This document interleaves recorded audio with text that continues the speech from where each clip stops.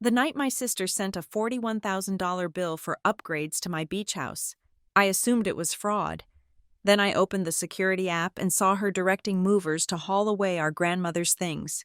When I learned she'd also used my house as collateral for a secret loan, my parents took her side. So I did the one thing our family never expected. I dragged my sister to court and watched the truth tear us apart. My name is Lauren Mercer.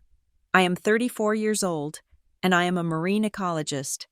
My life is spent in the uncomfortable spaces of the world, balancing on the pitching decks of research vessels in the gray light of dawn, or submerged in the silence of the deep ocean, counting bleached coral. I live in Riverton, a city of steel and glass that demands too much and gives back too little. The pressure, the noise, the relentless pace of it has always grated on my nerves. 6 years ago, I had finally saved enough. Every bonus, every scrimped-on vacation, every paycheck I had meticulously split went into a single account. It was the down payment for the beach house at Willow Cove. It was not a palace. It was a small, 2-bedroom bungalow clad in weathered gray shingles, perched just high enough on a bluff to be safe from the storm surge. It had cost every cent I had, and it was the single greatest purchase of my life. It was not an investment, it was an anchor. The house was my sanctuary. It smelled of old wood, salt air, and the faint, dusty scent of the books my grandparents had left crammed onto the shelves. It was the only place on earth where my nervous system seemed to shut down, where I could sleep for 10 hours straight, lulled by the rhythmic crash of the tide just beyond the dunes. I had just returned from a 3-month expedition off the coast of Belize, monitoring a catastrophic bleaching event. It was grueling, heartbreaking work. The flight back was a series of delays, and the drive from the Riverton airport was 5 hours of blinding rain and stop-and-go traffic. By the time I turned onto the sandy lane of Willow Cove, I was exhausted down to my bones. All I wanted was the scratchy wool blanket from the cedar chest, a cup of tea, and the familiar, comforting quiet of my own home. The key felt stiff in the lock. That was the first wrong note. I kept the mechanism meticulously oiled against the corrosive salt air. I pushed the door open. It did not make its usual familiar, companionable creak. It swung open silently, gliding on new hinges, and the smell hit me. It was not my house. It did not smell of salt, or old pine, or the faint, musty sweetness of my grandmother's armchair. It smelled of chemicals, acrid new paint, the sharp tang of carpet glue, and overlying it all, a heavy, expensive floral perfume. I dropped my heavy duffel bag on the entryway floor. The floor itself was wrong. The original wide plank pine, scarred and dented from decades of life, was gone. In its place was a sterile, gray laminate that reflected the new, harsh, recessed lighting above. I stood frozen in the doorway, my mind struggling to reconcile what my eyes were seeing. The living room was gone. My entire life, my sanctuary, had been erased. My worn, overstuffed armchair, the one with the faded floral print and the permanent, perfect imprint of my body, was missing. The comfortable, slightly sagging sofa was also gone. In their place, arranged symmetrically on a vast gray rug, were 2 low-profile, sharp-edged white sofas. They looked like they belonged in the lobby of a sterile, high-end Miami hotel.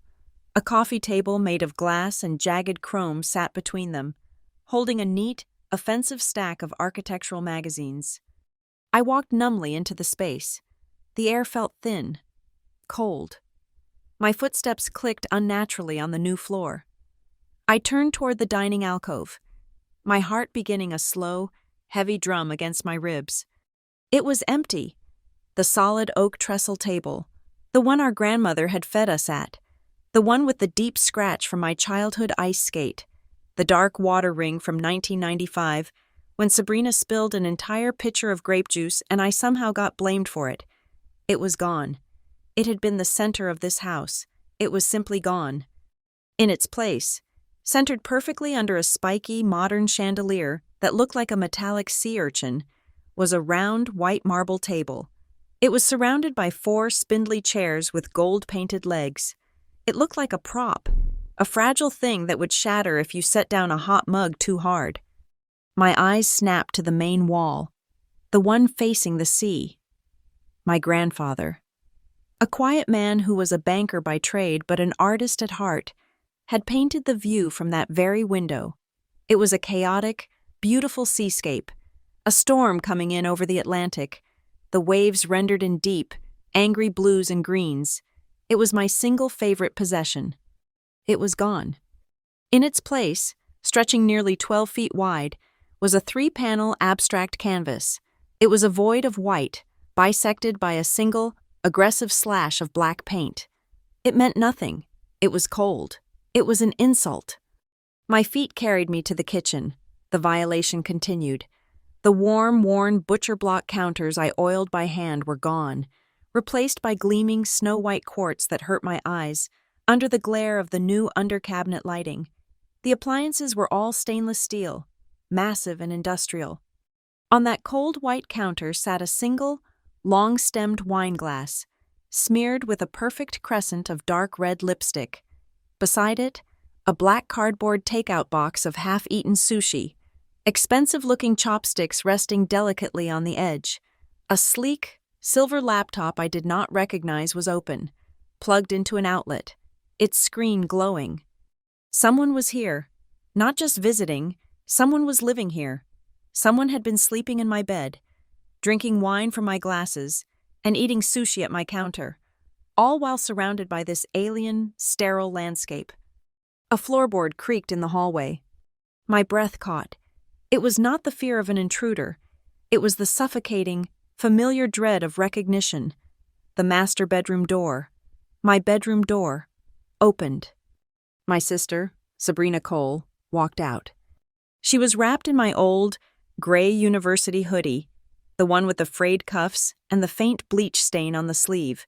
It was the hoodie I lived in every time I came home, my ultimate comfort item.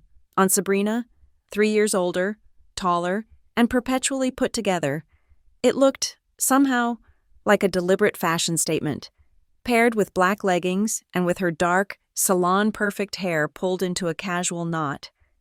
She looked like a VIP guest lounging in her private villa. She was holding a coffee mug, and she smiled when she saw me, a bright, untroubled smile.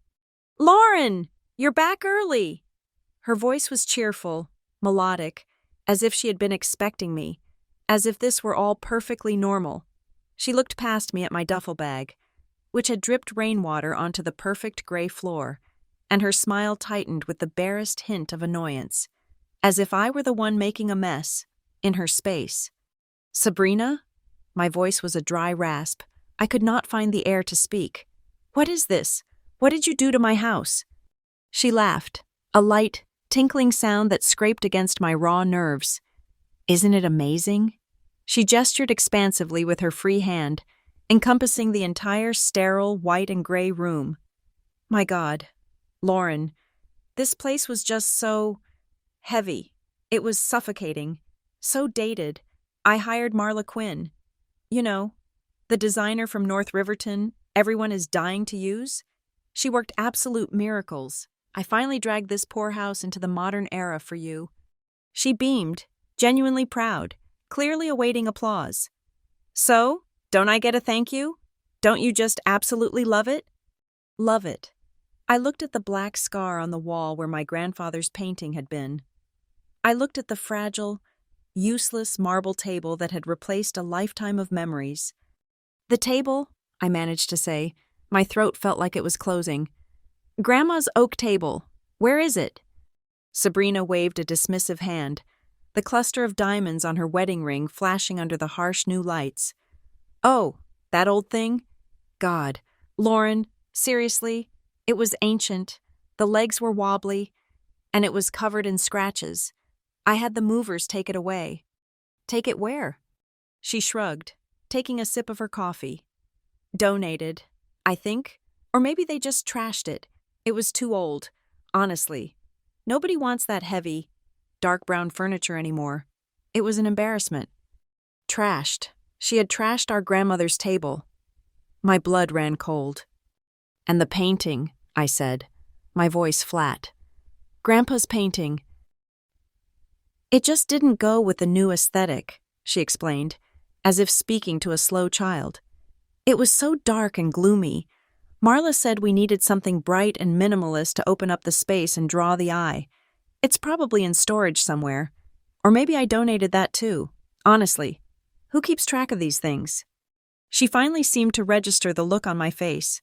Her expression hardened instantly, shifting from magnanimous benefactor to annoyed victim, a transition I had seen 1,000 times.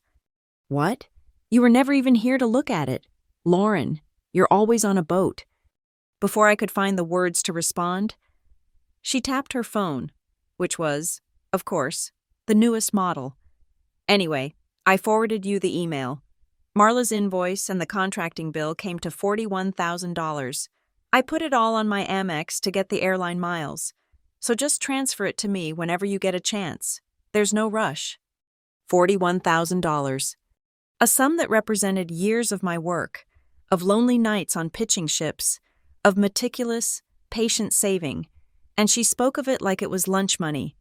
In that single, awful moment, the entire 34 years of my life crystallized. Sabrina, my older sister, always brighter, faster, louder. Sabrina, the golden child, who could do no wrong, while I, the quiet one, the observer, was always expected to understand. I was expected to make space. I was expected to yield. When Sabrina wanted my favorite sweater in high school, Mom said it just suited her coloring better. When she borrowed my first car and returned it with a dented fender, Dad said I should have been more careful about where I parked it. I was the peacekeeper. I was the one who was supposed to be mature about it, which was just our family's code for let Sabrina have what she wants. "You're hardly ever here." "Lauren," Sabrina said now, reinforcing the old, familiar script. She walked past me to the new kitchen, rinsed her mug, and placed it in the gleaming stainless steel sink. "You're always off floating on some boat, saving the coral reefs or whatever. This house just sits here, empty, 90% of the year. I'm just utilizing the space. It's smart. Honestly, you should be thanking me for increasing your property value." I couldn't speak. I felt hollowed out. I turned away from her and walked down the new, pale gray carpeted hallway. The carpet felt synthetic and unpleasant under my boots. I opened the door to the small guest room. My life was in there. My field gear, my research books, my framed photos, my personal effects. All of it had been shoved, unceremoniously, into cheap plastic storage bins, stacked high against the wall. My life, containerized and displaced. I went into the master bathroom, my bathroom. The simple organic toiletries I used were gone. In their place, a glittering, overwhelming array of expensive serums, creams, and makeup palettes covered every inch of the white quartz counter. It smelled cloyingly sweet. It smelled like her. She had taken my room. I walked back out to the living room, a ghost in my own home. I felt disconnected, floating. My eyes scanned the new, built-in shelves that flanked the fireplace. They were filled with meaningless, beige pottery and bound, unread books arranged by color, generic, soulless decor. But on the bottom shelf, tucked behind a large, faceless wooden sculpture, I saw a tiny speck of familiar color. I reached down, my hand trembling, and pulled it out. It was a small, chipped ceramic dish, hand-painted in the shape of a seashell. Our grandmother had made it in a community pottery class in 1972. It had always, for as long as I could remember, sat on the pine table by the door, holding keys and loose change and stray buttons. It had a noticeable chip on the left edge, from when I had dropped it as a child. It was worthless. It was ugly. It was the only thing she had missed. I closed my hand around it, the sharp, broken edge digging into my palm. It felt like the only real thing left in the entire house, a tiny, broken piece of my soul. I stood there, silent, my knuckles white as I gripped that small piece of my past, and I knew, with a terrifying, cold certainty, that this was not over. This was not another spilled juice incident I would be blamed for. This was the end of yielding. My hand was clamped so tightly around the chipped seashell dish that the broken edge bit deep into my palm, a small, sharp anchor of pain in the rising sea of shock. "Get out," I said. My voice was a low rasp, a sound I did not recognize. Sabrina actually rolled her eyes. The movement was so dismissive, so profoundly insulting, that it momentarily stopped my breath. "Oh, stop being so dramatic. Lauren, you look like you're clutching a holy relic. It's just a tacky old dish." "It was Grandma's," I said, the words tight. "It held her keys. You threw everything else away. You will leave, now." "Don't be ridiculous," she scoffed, turning back to the white kitchen. "Gavin and I are living here." "You are what?" She sighed, a put-upon sound, as if I were the one being difficult. "Our townhouse in North Riverton is being completely remodeled. It's a total gut job, down to the studs. The contractors said we'd be out for at least 6, maybe 8 months. We had nowhere else to go. So, we're staying here. It's the perfect solution." "A solution you decided on," I said, my voice dangerously quiet. "You're staying here, in my house, without asking me?" "Asking you?" she repeated, as if the concept was foreign, exotic. "You were underwater in Belize or something. How was I supposed to ask? Besides," she added, gesturing to the front door, "you left a key in the lockbox. The code is Mom's birthday. For God's sake, that's practically an open invitation. Lauren, it implies access. It implies family. I assumed you'd be fine with it." I assumed, the 2 words that had defined our entire relationship. I was 8 years old again, standing in our backyard. It was my birthday party. My best friend, Sarah, had just arrived. Sabrina, who was 11, decided she was bored and wanted Sarah to play with her now. I protested, my voice small. "But she's my guest." Sabrina had grabbed Sarah by the hand, told her I was being a baby, and locked them both in her bedroom. When my mother found me crying by the empty swing set, I was the one who was punished. I was the one who had to write Sabrina a note of apology for being selfish, not knowing how to share, and making a scene. I spent my own 8th birthday party in my room, grounded, while I listened to Sabrina and Sarah eat my chocolate cake on the patio below. The script had never changed.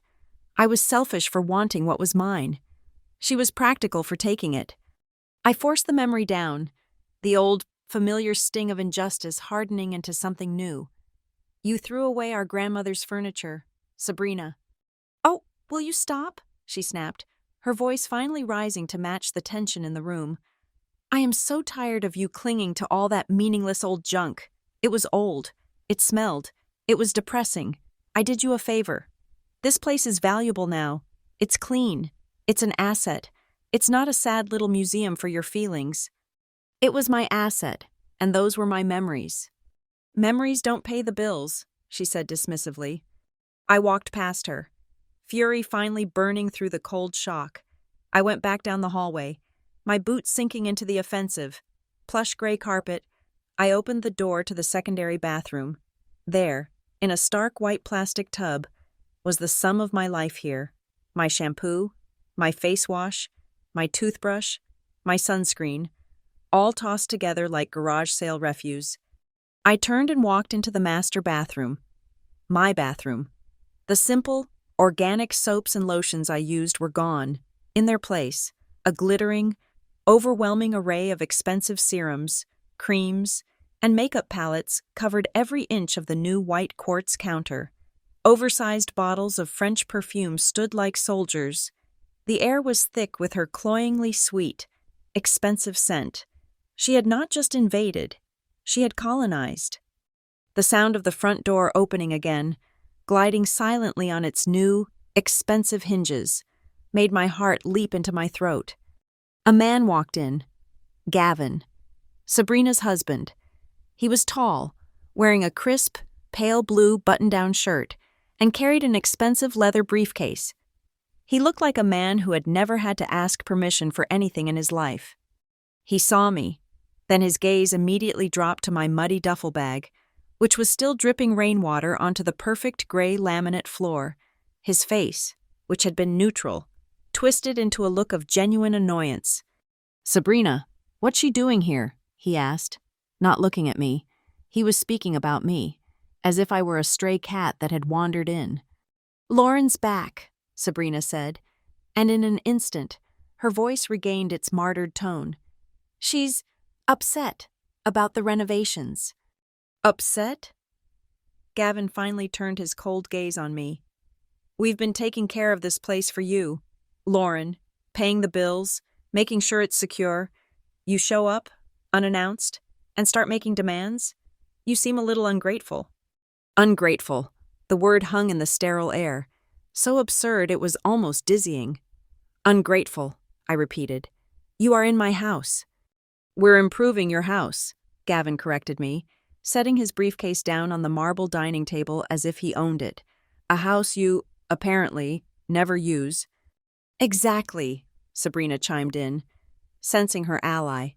She stepped forward, crossing her arms. She was back in control, flanked by her husband.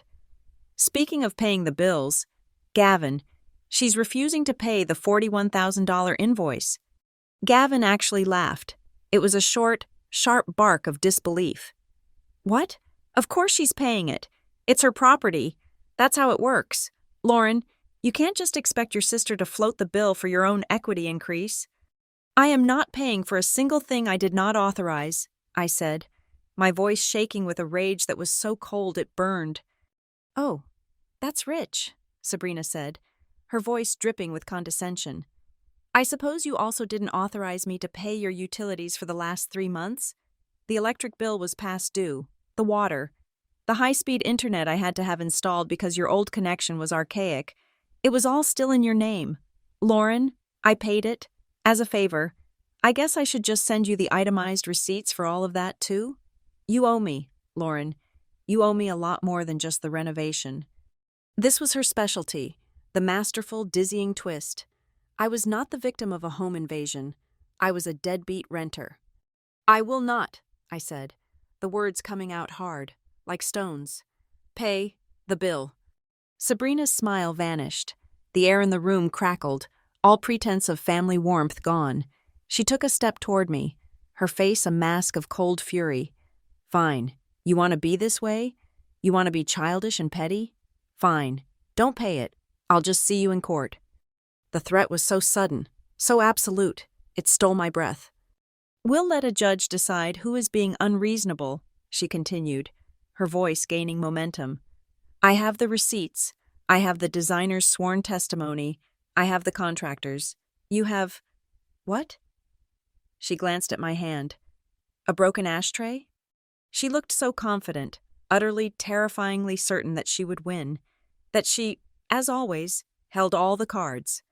My gaze drifted past her, to the new, sterile white desk she had set up in the corner where my grandfather's bookshelf used to be. There, among her obsessively organized files and a charging laptop, sat a small, tasteful silver picture frame, but it was not a picture. It was a document. I walked over and picked it up.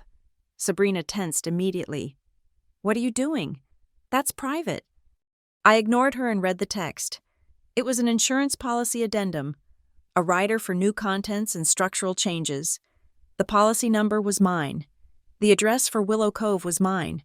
But the primary contact listed, the email address for all notifications and changes, was not my L. Mercer ecology address. It was cole@gavinproperties.com. It was a small detail, a tiniest hairline crack in the foundation of her story. Why would she change the contact email on my homeowner's insurance policy? "What is this, Sabrina?" She snatched the frame from my hand. "It's just insurance. Lauren, someone had to manage the paperwork while you were off playing mermaid. I'm handling your affairs." "You are not handling my affairs," I said, the words sharp. "You're committing fraud." Gavin stepped forward then, placing himself physically between me and his wife. "That's a very serious accusation. Lauren, you should be careful with your words." They were a wall, a perfect, unified front of polished entitlement and polite aggression. I was 8 years old again, standing by the swing set, realizing I had already lost. But I am not 8, I am 34. I looked at Sabrina, I looked at Gavin, I looked at the white sofa, the black slash of paint on the wall, and the empty, echoing space where my grandmother's table used to be. I was pushed to the wall. I was completely cornered. And in that corner, I found something hard and unbending. 48 hours, I said. Sabrina blinked, the confidence wavering for just a second. What? You have 48 hours. Get yourselves, your laptop, your expensive perfume, your leather briefcase, and your files out of my house. If you are still here in 49 hours, I will be back, and I will be with the police. Gavin started to speak. You can't just... I turned my back on them. I walked to the door, picked up my wet duffel bag from the new gray floor, and stepped out onto the porch. I pulled the door shut behind me. I did not slam it. I closed it quietly, deliberately. I did not run. I did not look back. I made it to my car before the shaking started. It was not a tremble. It was a full-body convulsion, a violent tremor that started in my chest and radiated out to my fingertips. My keys rattled in my hand, and it took me 3 tries to get the key into the ignition. It was rage. It was a deep, profound humiliation that burned in my stomach like acid. It was the crushing shame of 34 years of silence. I had been programmed. My entire life, I had been systematically, lovingly programmed by my own family to accept this, to absorb her blows, to excuse her behavior, to apologize for my own pain, all in the name of keeping the peace. The peace was just a euphemism for Sabrina's comfort. I put the car in gear and drove away from my own home, the tires spitting sand and shells onto the road. She was already spinning the story. I could hear it in my head, in her exact tone. Lauren overreacted. Lauren was selfish. Lauren doesn't appreciate anything. Lauren is trying to ruin me. She would call our parents, and they would call me, and I would, once again, be the villain of her story. But as I gripped the steering wheel, my knuckles white, the chipped ceramic dish still clutched in my other hand, digging a crescent moon into my skin, I made a vow. Not this time. This time, she would not flip the script. This time, I was the one holding the pen.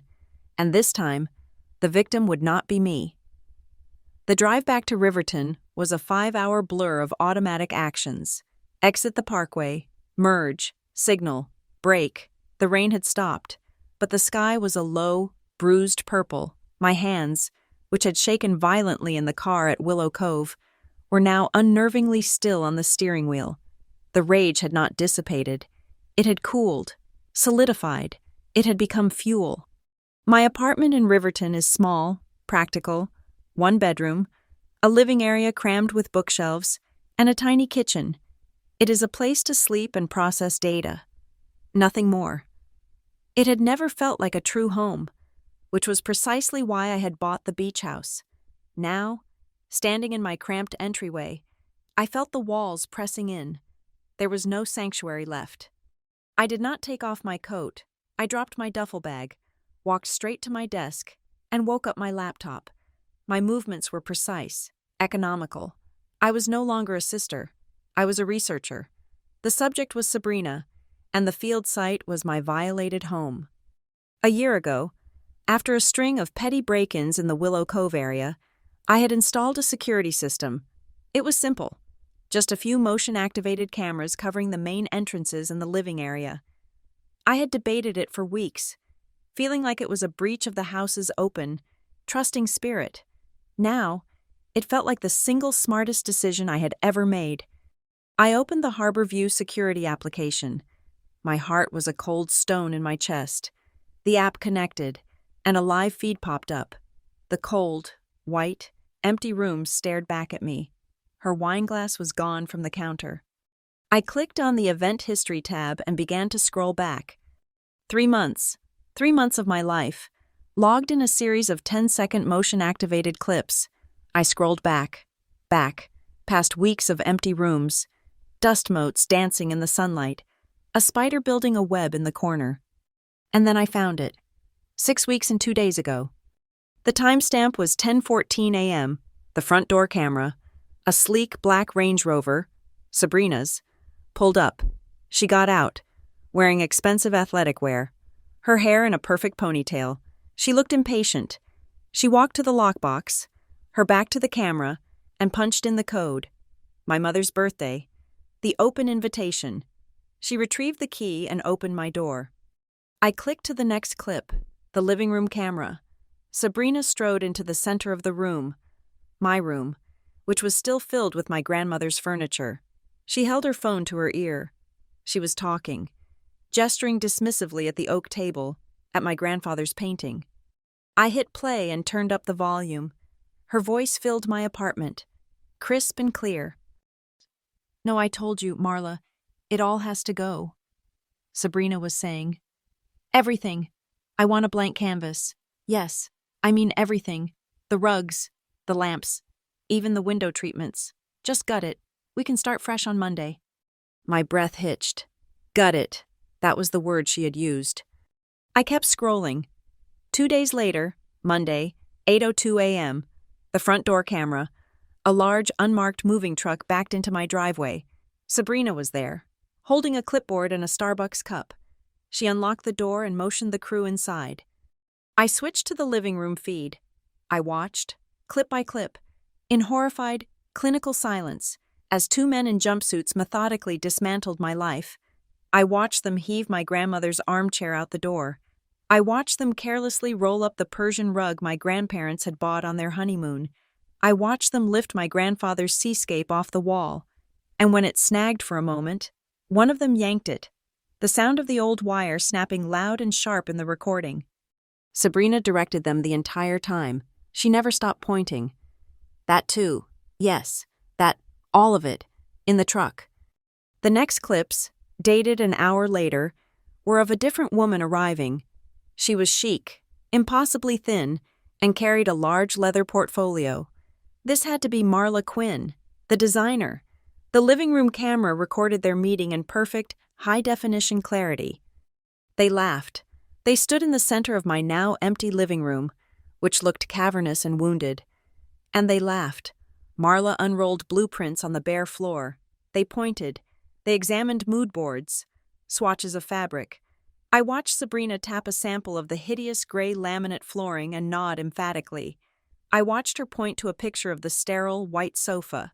I watched her approve the spiky chandelier, the glass table, the black painting. She was not an ambivalent helper. She was an enthusiastic architect. She was giddy, planning a party in the ruins of my home. I felt a cold, methodical calm settle over me. This was data, and data does not lie. I plugged in my external hard drive, the one I used for backing up raw sonar data from the field. My fingers flew across the keyboard. I began downloading every single video file. I created a new folder, labeled simply Willow Cove Incident Files. I copied the folder to the hard drive. I created a second, encrypted folder and began uploading the files to a secure cloud server, one completely separate from my personal accounts. I created a spreadsheet, logging the date, time, and content of each clip. 10/17/0802 S. Cole admits moving crew. 10/17/0814 Grandfather's painting removed. 10/17/0821 Grandmother's table removed. 10/19/1130 S. Cole and M. Quinn select new furniture. I was detaching, moving into the part of my brain that knew how to collate, to categorize, to build a case. Then I found a clip from 3 weeks ago. Sabrina, alone in the newly finished kitchen. She was on speakerphone, pouring herself a glass of wine.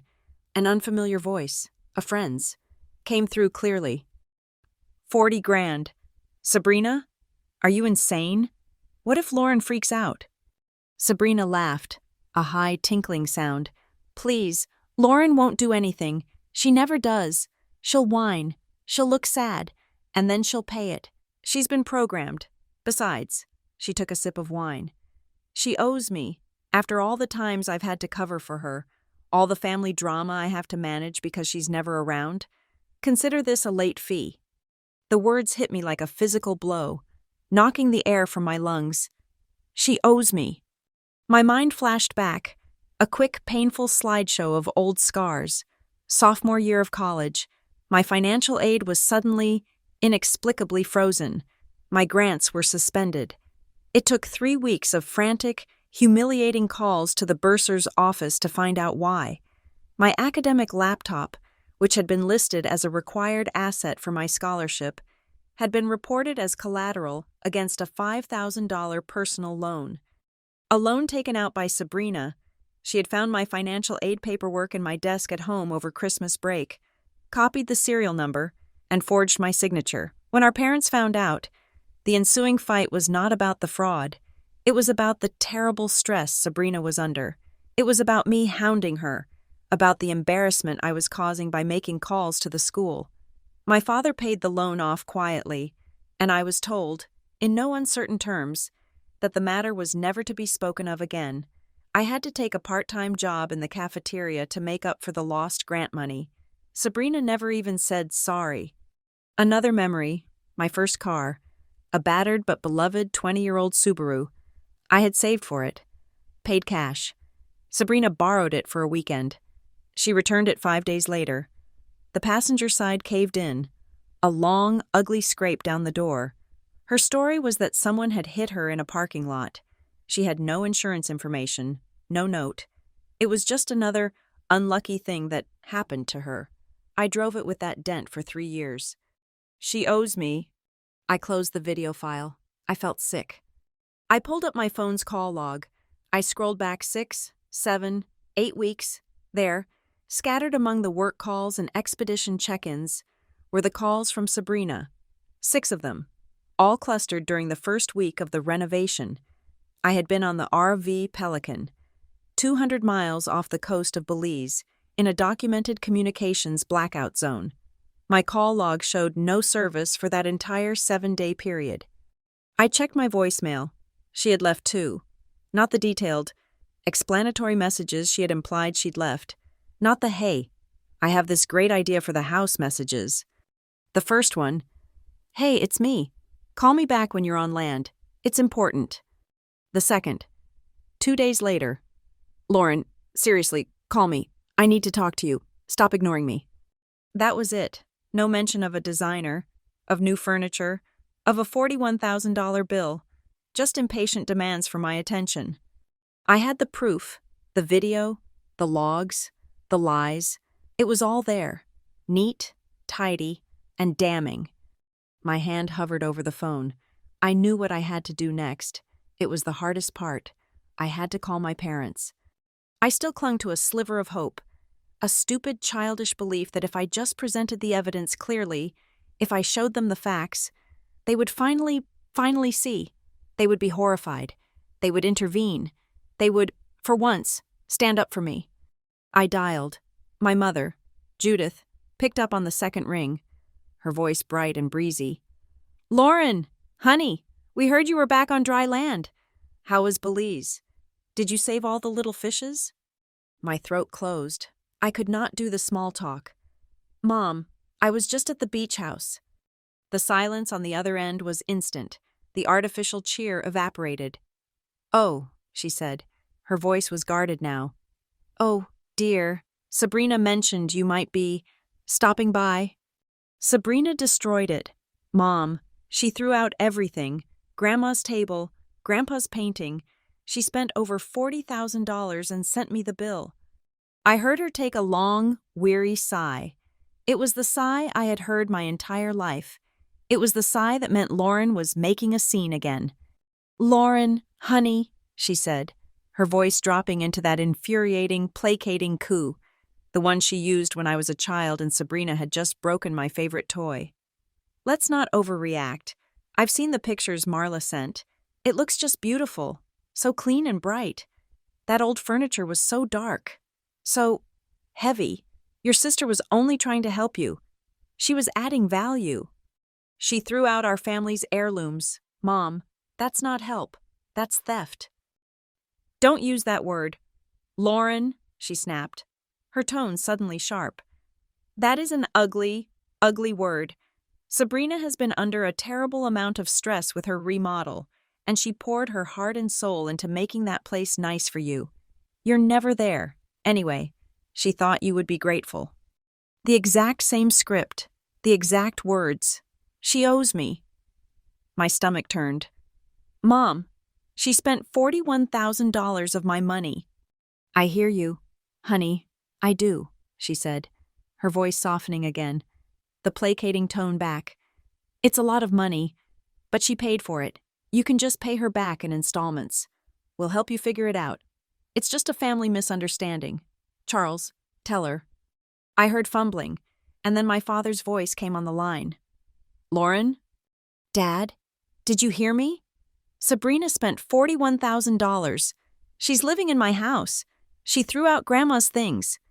My father was quiet for a long moment. He was a man of numbers, an accountant, retired now.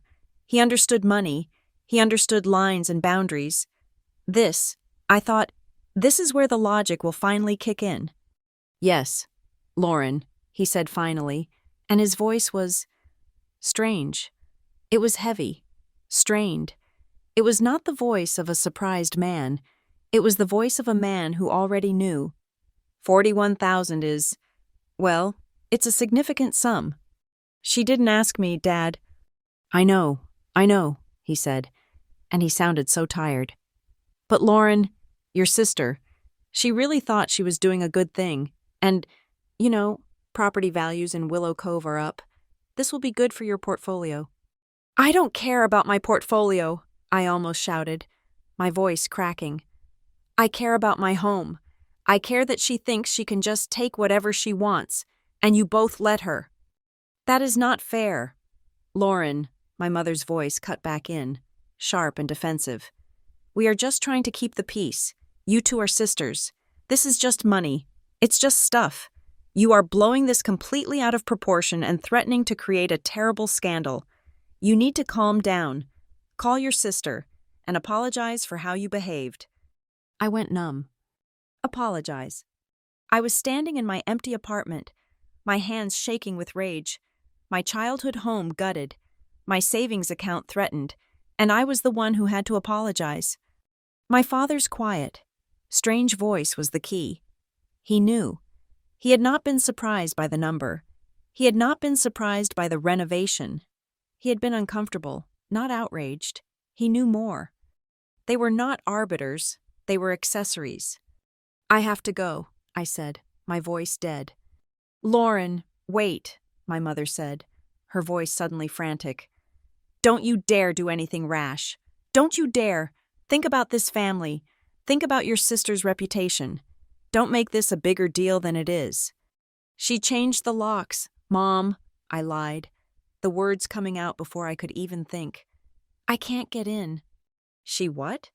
Oh, well, I'm sure there's a good reason. I have to go, Mom. I'm going to call a locksmith. I hung up the phone before she could say another word. I stood in the silence of my apartment, the sound of my own blood roaring in my ears. They were not going to help me. They were not on my side. They were, as they had always been, on the side of keeping the peace. They cared more about the appearance of a happy family than the reality of one. They were terrified of a scandal, terrified of the ugliness. They would rather sacrifice me, my money, my home, my sanity, than face the truth of what their golden child had done. I looked at the folder on my computer screen. Willow Cove Incident Files. I was alone. The realization should have been terrifying. Instead, it was clarifying. It was the final, brutal click of a lock falling into place. There was no family to appeal to. There was no peace to keep. There was only the data. I opened a new browser tab and typed, Property and Civil Litigation Lawyers, Riverton. The drive home from Willow Cove had been fueled by a cold, solid rage. The phone call with my parents, however, had burned that rage away, leaving something else in its place. A vast, empty clarity. I was completely, unequivocally on my own. The realization was terrifying, but it was also liberating. There was no peace to keep. There was no family reputation to protect. There was only the truth and the data I had meticulously downloaded. I spent the next 2 hours online, not searching for family therapists, but for legal counsel. I bypassed the flashy, smiling faces of personal injury lawyers and the intimidating, mahogany-desked corporate firms. I needed someone who specialized in the messy, ugly reality of property disputes, someone who understood the law that governed the ground beneath my feet. I found the website for the Seaside Justice Group, a firm based in a smaller, coastal city about an hour south of Riverton. Their entire practice was dedicated to real estate, property, and civil litigation. One name stood out: Elliot Granger. His bio was brief, no nonsense. He specialized in complex asset disputes and fraudulent conveyance. The words felt right. I sent a summary of my situation through their secure contact form. I received a call from his paralegal less than 20 minutes later. They could see me the next day. Elliot Granger's office was not what I expected. It was in a clean, modern building, all glass and brushed steel. But his personal office was comfortable, almost academic. The walls were lined with books, not just law tomes, but histories of the local coastline, oceanography texts, and nautical charts. He was younger than I'd pictured, maybe early 40s, with a calm, focused demeanor that immediately put me at ease. He did not smile ingratiatingly. He just nodded, gestured to a chair, and said, "Ms. Mercer, thank you for coming in. Please, tell me what happened." For the next hour, I did. I did not cry. I did not raise my voice. I spoke with the same methodical precision I used when presenting a research paper. I laid out the timeline, the purchase of the house, the expedition to Belize, the discovery. Then, I opened my laptop. I showed him the spreadsheet I had created. I showed him the video files. I played the clip of Sabrina directing the movers. I played the clip of her and Marla Quinn laughing and choosing the white sofa. And then, I played the clip from the kitchen, the one where she was on speakerphone, sipping wine. He watched her say, "Lauren won't do anything. She never does. She's been programmed. Besides, she owes me." Elliot's expression did not change, but he leaned forward slightly, his focus absolute. When the clips were finished, I pulled up the email with the $41,000 invoice. He was silent for a full minute, just looking at the screen. "Well," he said finally, his voice even, "your sister is certainly bold, and you, Ms. Mercer, are incredibly thorough. This is excellent documentation." He leaned back in his chair. "Let's talk about the law, so you understand your position. What your sister did by entering your home and ordering your possessions removed is called trespass to chattels. What she did when she disposed of them, had them trashed or donated, is called conversion. That's a form of theft. You are entitled to the full replacement value of every single item, from your grandmother's table to your toothbrush." He tapped his pen on the invoice on my screen. "As for this is noise, a distraction. This is what we call unauthorized improvements." She acted as a volunteer. The law is very clear on this. You cannot force someone to accept a benefit and then charge them for it. You did not authorize this. You did not consent. You do not owe her 1 cent. A weight I had been carrying since I first saw that email, a deep, primal fear that I would somehow be on the hook for it, suddenly lifted. "Now," Elliot said, his eyes narrowing slightly, "let's talk about access. You mentioned she used a lockbox. Was she on the deed? A co-signer on the mortgage? Does she have any legal access to the property at all?" "None," I said immediately. "I bought it with my own money. My name is the only one on the deed, the only one on the mortgage." Then I hesitated. A small, uncomfortable memory surfaced. Wait, when I bought the house, 6 years ago, the mortgage application, there was a form for an emergency contact, Someone the bank could call if they couldn't reach me for a critical issue, like a fire or a flood. I put her name down. Elliot's focus sharpened. Just an emergency contact? You're sure you didn't list her as an authorized user or grant her power of attorney for the property? No. God. No, I said. Never. It was just a name and a phone number. I remember I felt guilty about not including her in some way, so I added her as that. It seemed harmless. Elliot made a note on his legal pad. It probably was harmless, he said, though his tone was non-committal. But I've seen stranger things.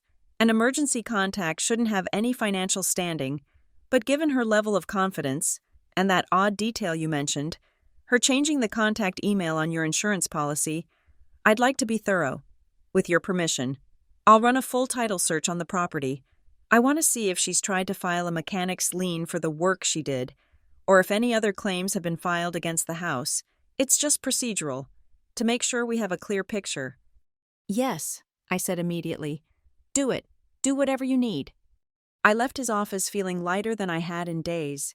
I had an advocate. I had the law on my side.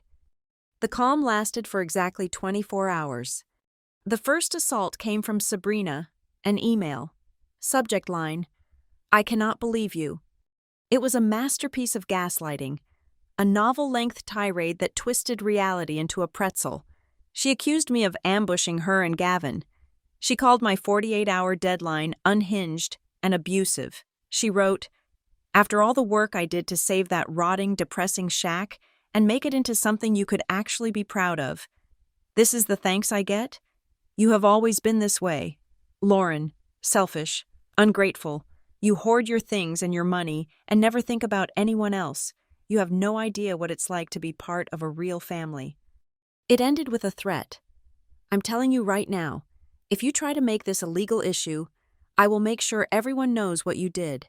I will tell Mom, Dad, Aunt Carol, Uncle Rich, all of our cousins. I will tell them how you threw your own sister, who was just trying to help you, out onto the street. You will be the one who tore this family apart. Is that what you want? I deleted it. My hand was shaking, but I deleted it. The next assault came from my mother. She called and called and called. I let it go to voicemail. 4 messages in one afternoon. Lauren, please, pick up the phone. You're not thinking straight. You're just angry. Lauren, your father and I are sick with worry. You are taking this too far. You're frightening your sister. Gavin's remodel is months from being done. Lauren, they have nowhere to go. You can't be this cruel. This isn't who you are. This isn't how we raised you. The last message was different. Her voice was no longer pleading. It was tearful, desperate. Lauren, please, you don't understand the situation your sister is in. She already spent a lot of money. Honey, money that she doesn't easily have to pay back. If you do this, if you drag this into court, you will ruin her. Please, just let this go. We'll pay the bill ourselves. Your father and I will pay you. Slowly. Just don't do this. Don't call a lawyer. Please. So that was it. The $41,000 she'd put on her Amex, it was a lie. She didn't have it. My parents knew. And their solution was for them to absorb the cost, to martyr themselves, all to protect Sabrina from the consequences of her own actions. And I would, once again, be the monster for making them do it. My phone rang again. It was Elliot Granger. I picked it up on the first ring. Ms. Mercer, he said. His voice was no longer calm and academic. It was tight, urgent. The title search came back. Can you come to my office? Now. An hour later, I was sitting in the same chair as before, but the atmosphere in the room had changed. It was cold. Elliot had a stack of papers in front of him. When I ran the title search, he began, I wasn't just looking for liens. I was looking for any activity at all, and I found it. This was filed 3 weeks ago, before your sister even sent you that email. He slid a document across the desk. It was an application for a home equity line of credit, a HELOC. My blood turned to ice. The lender, he said, pointing to a logo at the top, "is a company called Harborline Financing. Have you ever heard of them?" "Never," I whispered. "I'm not surprised," he said grimly. "They're a small, aggressive equity lender. They specialize in high-interest, fast cash loans based on property value. Now, look here." He pointed to the owner section. My name was there. Lauren Mercer, sole owner. But then, he pointed to a different section. Borrower/authorized parties. There, in black and white, was her name, Sabrina Cole, and next to it, a title, Resident Manager. "Resident Manager?" I said, my voice rising. "That's not a real title. That's nothing. I live in Riverton. She lives in North Riverton. She's not a resident of anything." "It doesn't matter," Elliot said, his voice hard. "It was enough for Harborline Financing. She represented herself as having managerial authority over the property, and on that authority, they approved a line of credit for $75,000. I could not breathe. 75,000. "And now," Elliot said, turning the page, "look at this, page 3, the Authorization for Improvements Clause. It gives the authorized party, Sabrina, the right to draw funds for the express purpose of property enhancement and capital improvements, and right here, next to the line." He pointed, there, in sloppy looping script, were the initials L.M. "Are these your initials, Ms. Mercer?" I stared at them. They were a pathetic, almost childish imitation of my signature. The L was too round. The M was too sharp. It looked nothing like my hand. "No," I said, "that is not me. I have never, ever seen this document before in my life." The pieces slammed into place, so hard and so fast it made me physically sick. The $41,000 bill wasn't a demand for repayment. It was a cover story, a sloppy, arrogant attempt to account for the money she had already stolen. She hadn't paid Marla Quinn with her Amex. She had paid her with my money drawn from a fraudulent loan she had taken out against my house. My parents' voices. "She spent money she can't easily pay back. We'll pay you." They weren't offering to cover her Amex bill. They were offering to pay off the loan she had stolen. They were accessories to a felony. I put my head in my hands. The room spinning. She hadn't just redecorated. She hadn't just stolen heirlooms. She had taken the single biggest asset I owned, my 6 years of savings, my sanctuary, and strapped a $75,000 bomb to it. I looked up at Elliot. The calm, professional mask was gone. His face was a study in controlled anger. "Lauren," he said, and the shift from Ms. Mercer was not lost on me. "I need you to understand what this means. This is no longer a civil dispute about furniture. This is not your sister being a bully. This is calculated. Financial fraud. She used your property as collateral, misrepresented herself to a financial institution, and forged your signature to steal $75,000 in your name. That is a crime, a very, very serious one." I walked out of Elliot's office with a copy of the fraudulent loan agreement in my bag. The rage was gone. The shock was gone. I was now operating from a place of pure, cold, structural necessity. I was a scientist whose experiment had been contaminated, and my only job was to document the contamination, find the source, and neutralize it. Elliot had advised me not to contact my family. He said he would handle all communications from now on, but I knew there was one more piece of data I needed to collect myself. I needed to hear her say it, and I needed to record her.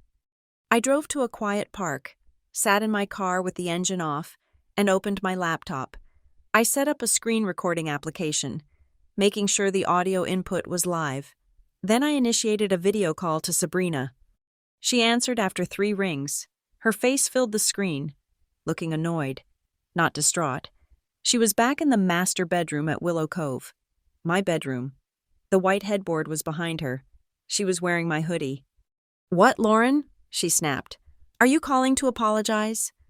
"Hello, Sabrina," I said, my voice perfectly level. "I'm recording this call. I just have a few questions for you." Her eyes widened, just a fraction. "Recording? You're sick. Lauren, that's paranoid. My first question, I continued, ignoring her, is about a company called Harborline Financing. Why did you tell them you were the resident manager of my house? The color drained from her face. The mask of indignant anger was gone, replaced by a flash of pure animal panic. But just as quickly, it was gone, replaced by a new mask, a practiced, rehearsed performance. Oh, that, she said, letting out a little, dismissive laugh. That was just paperwork. Lauren, you're so literal. It's the only way they would let me talk to them about getting the work started. The work? I asked, keeping my voice flat. What work? The renovations. Lauren, keep up, she snapped. The ones you and I agreed to. My blood ran cold. Agreed to? When did we agree to any of this? Sabrina let out a sigh of deep, profound exasperation, an act for the camera I knew she now suspected. Oh my God. Lauren, your memory is seriously going. We were at dinner, at Vespertine, that new Italian place. It was loud. You had just gotten your grant, and you were complaining about how old and sad the beach house looked. You said, and I quote, "I wish someone would just handle it," and I said I would. It was a lie, a brilliant, terrifying lie. It was a memory, fabricated from whole cloth. We had been to that restaurant, maybe 8 months ago. It had been loud. I had gotten a grant. I had probably even complained about being too busy to fix the leaking gutter at the house. And from those few, disparate facts, she had woven a complete, plausible-sounding verbal agreement. I have a witness, Lauren, she added, her eyes flashing. Gavin was right there. He heard the whole thing. He heard you give me carte blanche. He will tell a judge. So there it was, her defense, a classic, he said, she said, built on a foundation of lies, a loud restaurant, and her husband as the star witness.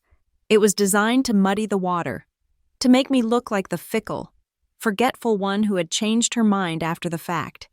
So at this dinner, I said, did I also verbally agree to you taking out a $75,000 home equity line of credit in my name? The silence was electric. She stared at me, her mouth a thin, white line. She had not expected me to know. She had expected me to be fighting about the $41,000 invoice, not the $75,000 loan. I had to pay the contractors. Lauren, she finally stammered, the first crack in her performance. Marla Quinn requires a 50% deposit. And the kitchen? The counters you had they were rotting underneath. It was a total teardown. I had to make an executive decision. So you do admit it, I said, my voice like ice. You admit you drew money from that line of credit. I admitted I'm paying for the upgrades we agreed to, she shot back, recovering, twisting the words. It's all from the same budget. The $41,000 is just what's been spent so far. You're lucky it wasn't more. I am managing this for you. And now you're trying to... This is unbelievable. You are the most selfish. Where is the rest of the money? Sabrina? I asked, cutting her off. The loan was for $75,000. The invoice is for $41,000. Where is the other $34,000? She stared at me. Her face, for 1 second, was not angry or manipulative. It was the face of a cornered animal, a child caught with her hand deep in the cookie jar. It was the face of pure, unadulterated guilt. Then she slammed the laptop shut. The screen went black.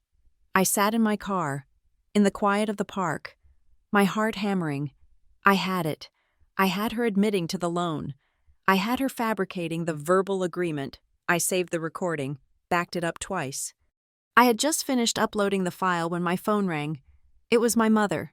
I sighed, ready to let it go to voicemail, but something made me answer. Lauren? Oh, thank God. Thank God. Her voice was frantic, breathless. I've been calling. Your sister. She's a complete wreck. She's hysterical. She said you threatened her, that you're trying to ruin her life over some furniture. Mom, she took out a $75,000 loan against my house. She forged my signature. Oh, Lauren, don't use those words, she pleaded, her voice breaking. Words like forged. It's just a misunderstanding. She was just trying to pay the bills. You don't understand. No, Mom, I said, my voice flat. I think for the first time, I understand perfectly. No, you don't, she insisted. Listen, I don't want to talk about this on the phone. It's too much. Come to the house. Your father and I, we're here. We're at Lakebrook. We just want to talk. Calmly. We'll be the mediators. We promise.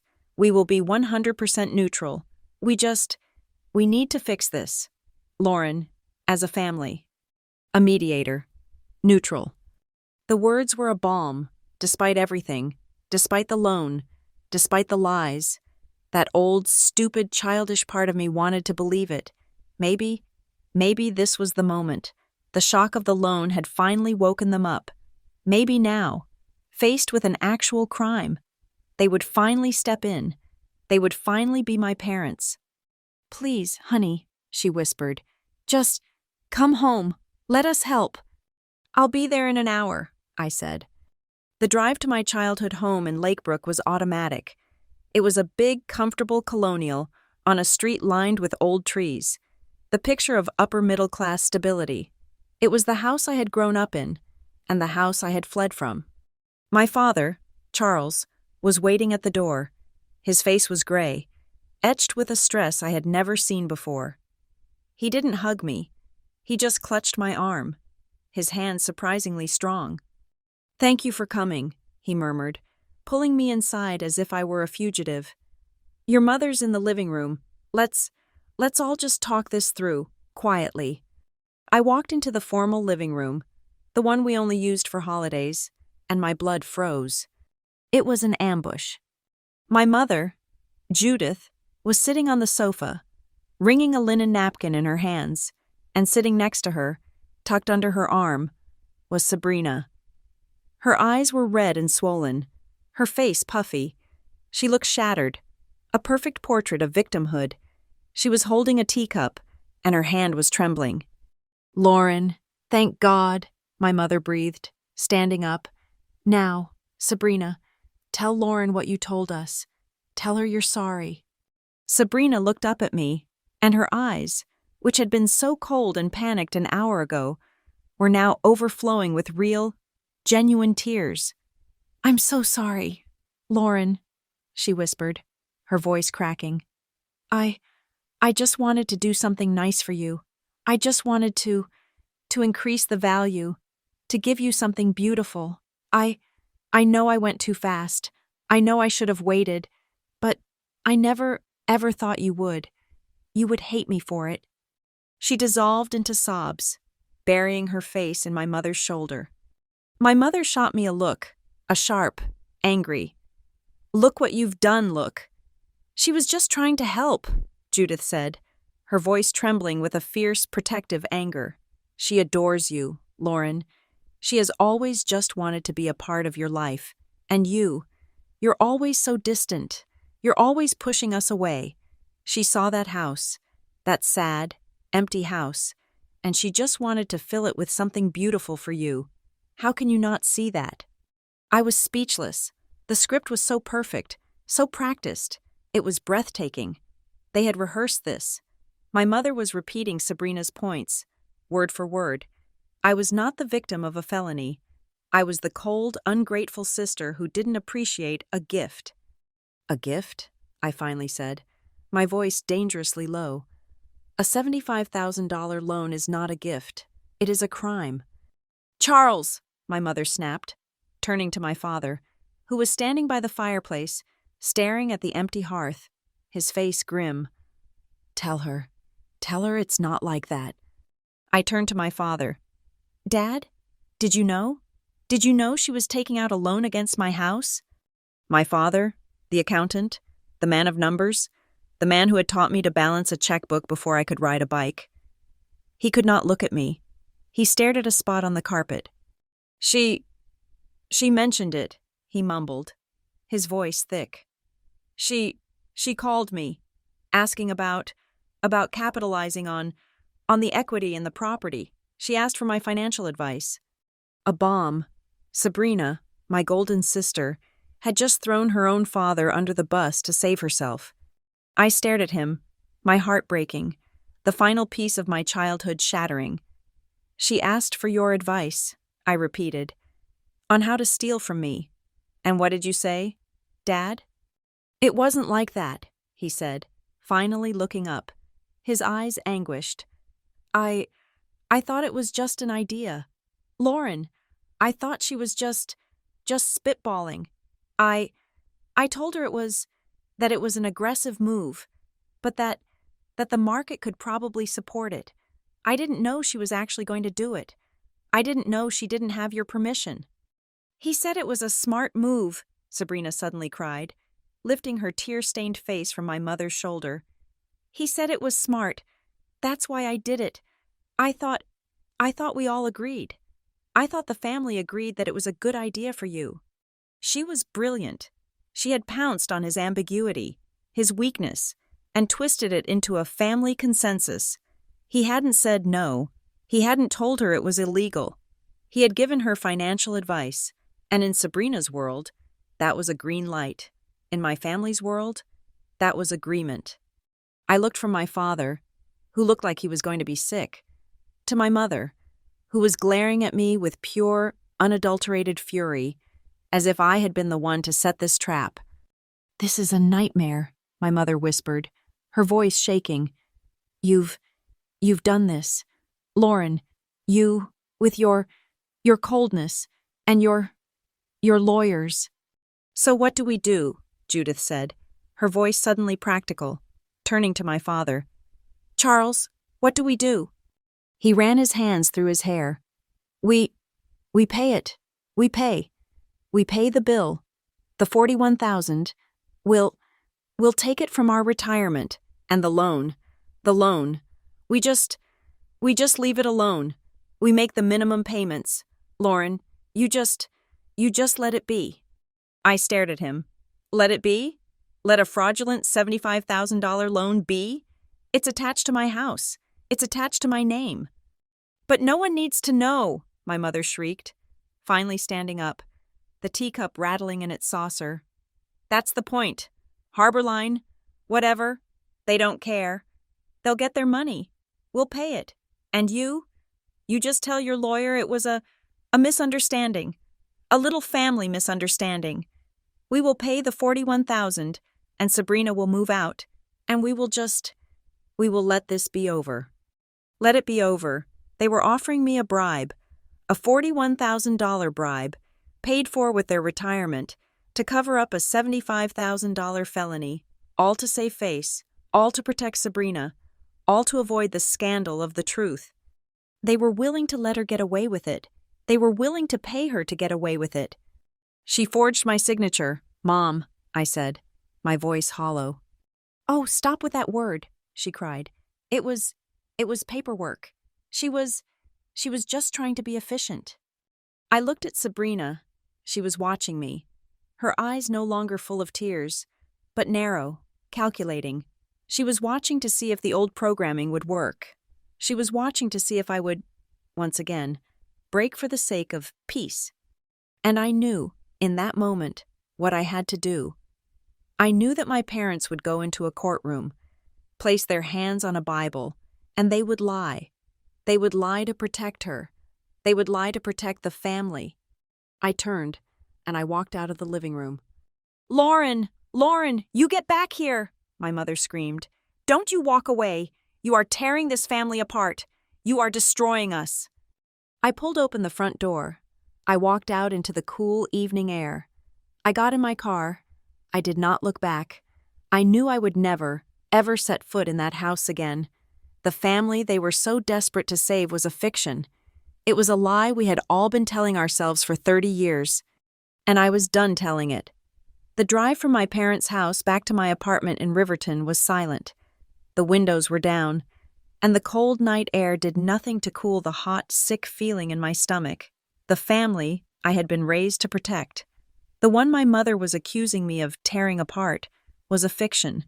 It was an elaborate stage play, and I had just walked off set. They were not a family.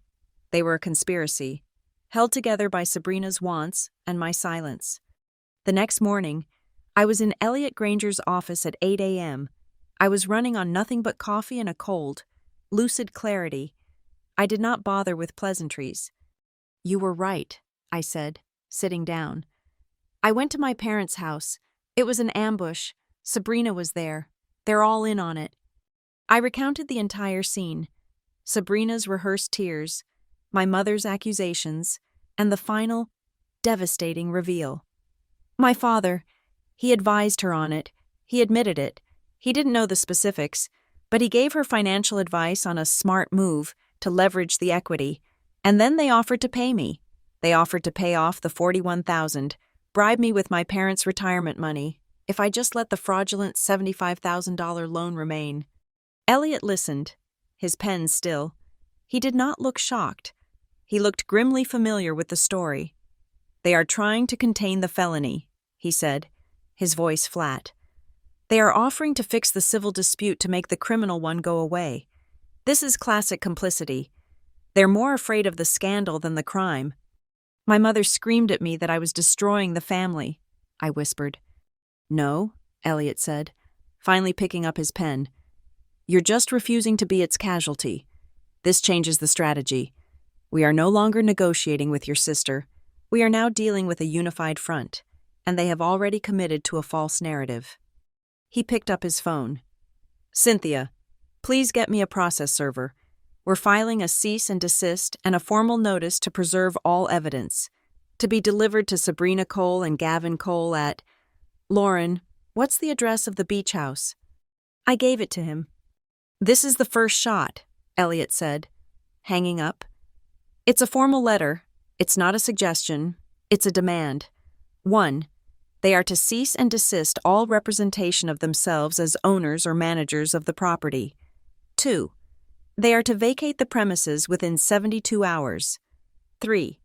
They are to produce, within 10 business days, all documentation, all correspondence, all emails, and all bank statements related to the Harbor Line financing loan. 4. They must affirm in writing that they hold no legal or financial claim to the property. And if they refuse?" "They will refuse," Elliot said, "but their refusal, and how they refuse, is the next piece of evidence. This letter is not for them. It's for the judge. We will eventually be standing in front of..." The response came 48 hours later. It did not come from Sabrina.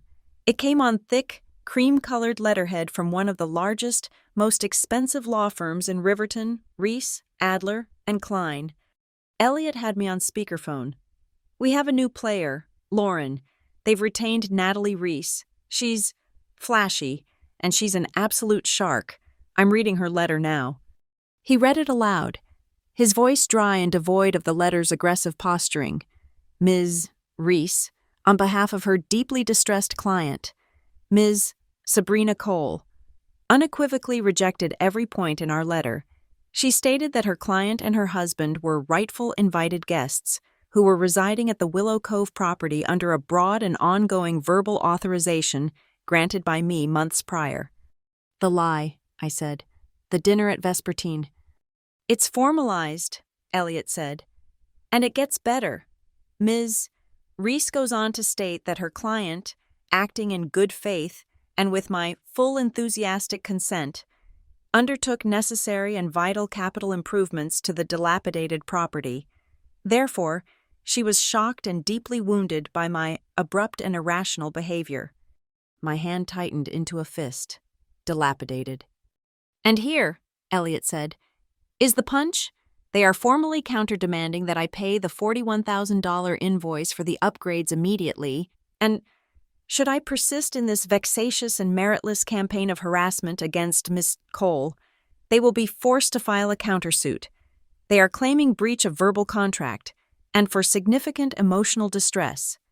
Emotional distress. She had invaded my home, stolen my possessions, forged my name on a loan, and she was claiming emotional distress. It was so perfectly, so purely Sabrina that I almost laughed. "This is her move," I said, the realization settling over me. This is the hit you in the parking lot and claim you dented her car move, just with a $75,000 price tag. She's making the fight so ugly, so public, so expensive, that I'll just back down and let her have it. That's the plan. It's a good plan, Elliot admitted. Works 9 times out of 10. Most people will do anything to avoid a public, expensive family fight. They'll drop it, eat the loss, and sign a non-disclosure agreement just to make the nightmare stop. They are betting you are most people. They are betting you'll fold, just like you told me you've been programmed to do. He paused. So, Lauren, this is the moment. They are offering you an out of sorts. We can negotiate. We can make this go away. We can probably get them to drop their claim for the $41,000 if you agree to drop the fraud and quietly absorb the loan. It's a terrible deal, but it's a private one. I thought of my mother's voice, pleading, just let it be over. I thought of my father, offering me his retirement money as a bribe. I thought of Sabrina, sipping wine, smugly telling her friend that I owed her. This was the peace they were all fighting so hard to keep, a peace paid for with my money, my home, and my silence. No, I said, there's no negotiation. She's counting on me being the peacekeeper. It's time I became the problem. What are you instructing me to do? Elliot asked, his voice steady. File the suit, I said. My voice did not tremble. File everything. Conversion. For my grandmother's things. Fraud. For the loan. And I want a declaratory judgment that the loan is fraudulent and that she has absolutely no rights to my property. I want it all on the public record.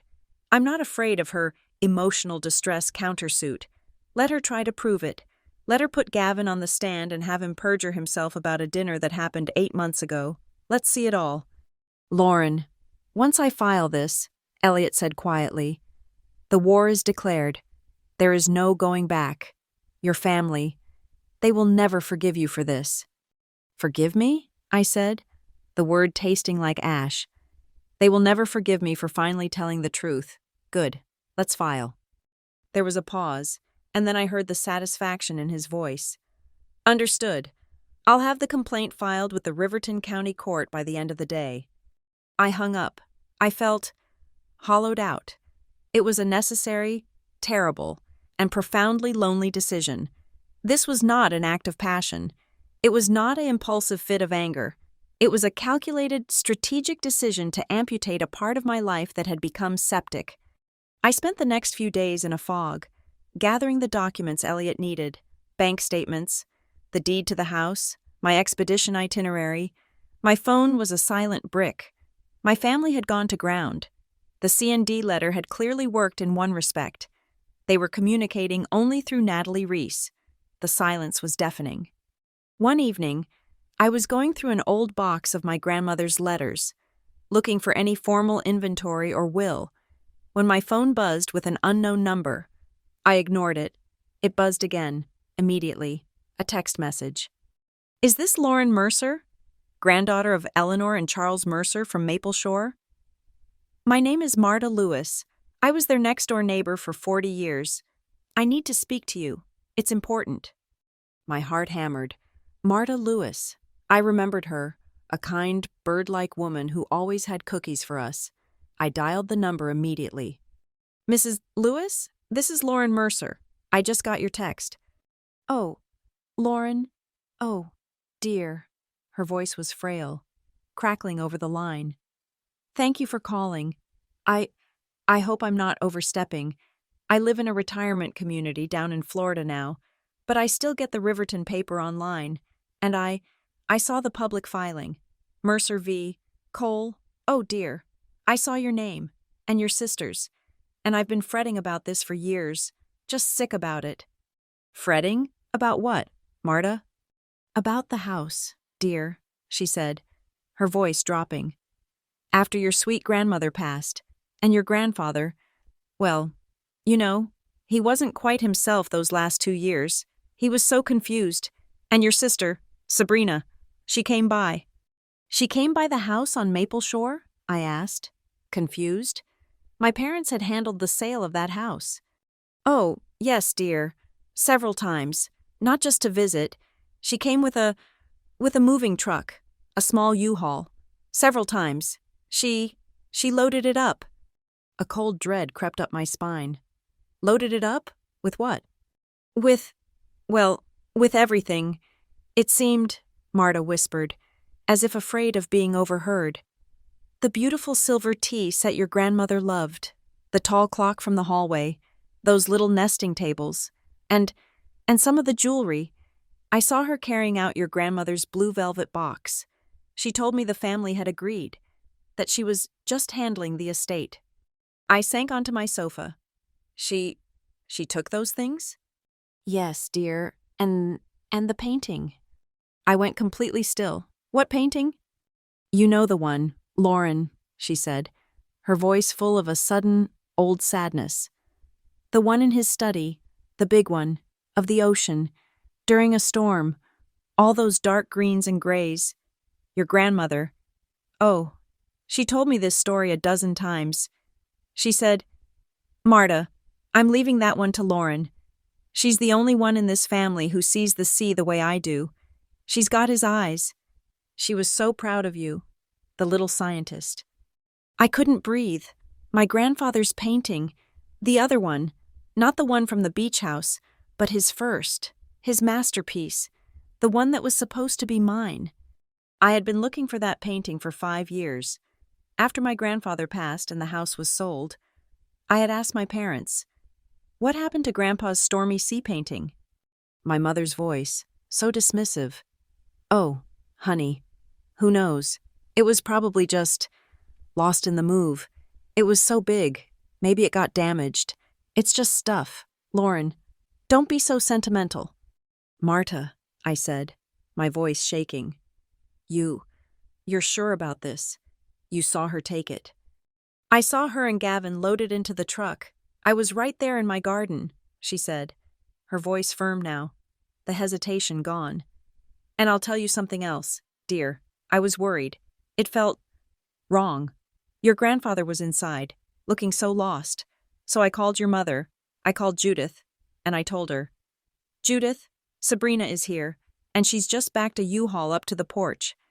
And you know what your mother said to me? She said, Marta, thank you for your concern, but Sabrina is just handling things for the family. And then she hung up on me. She was very cold. I never brought it up again. The phone felt impossibly heavy in my hand.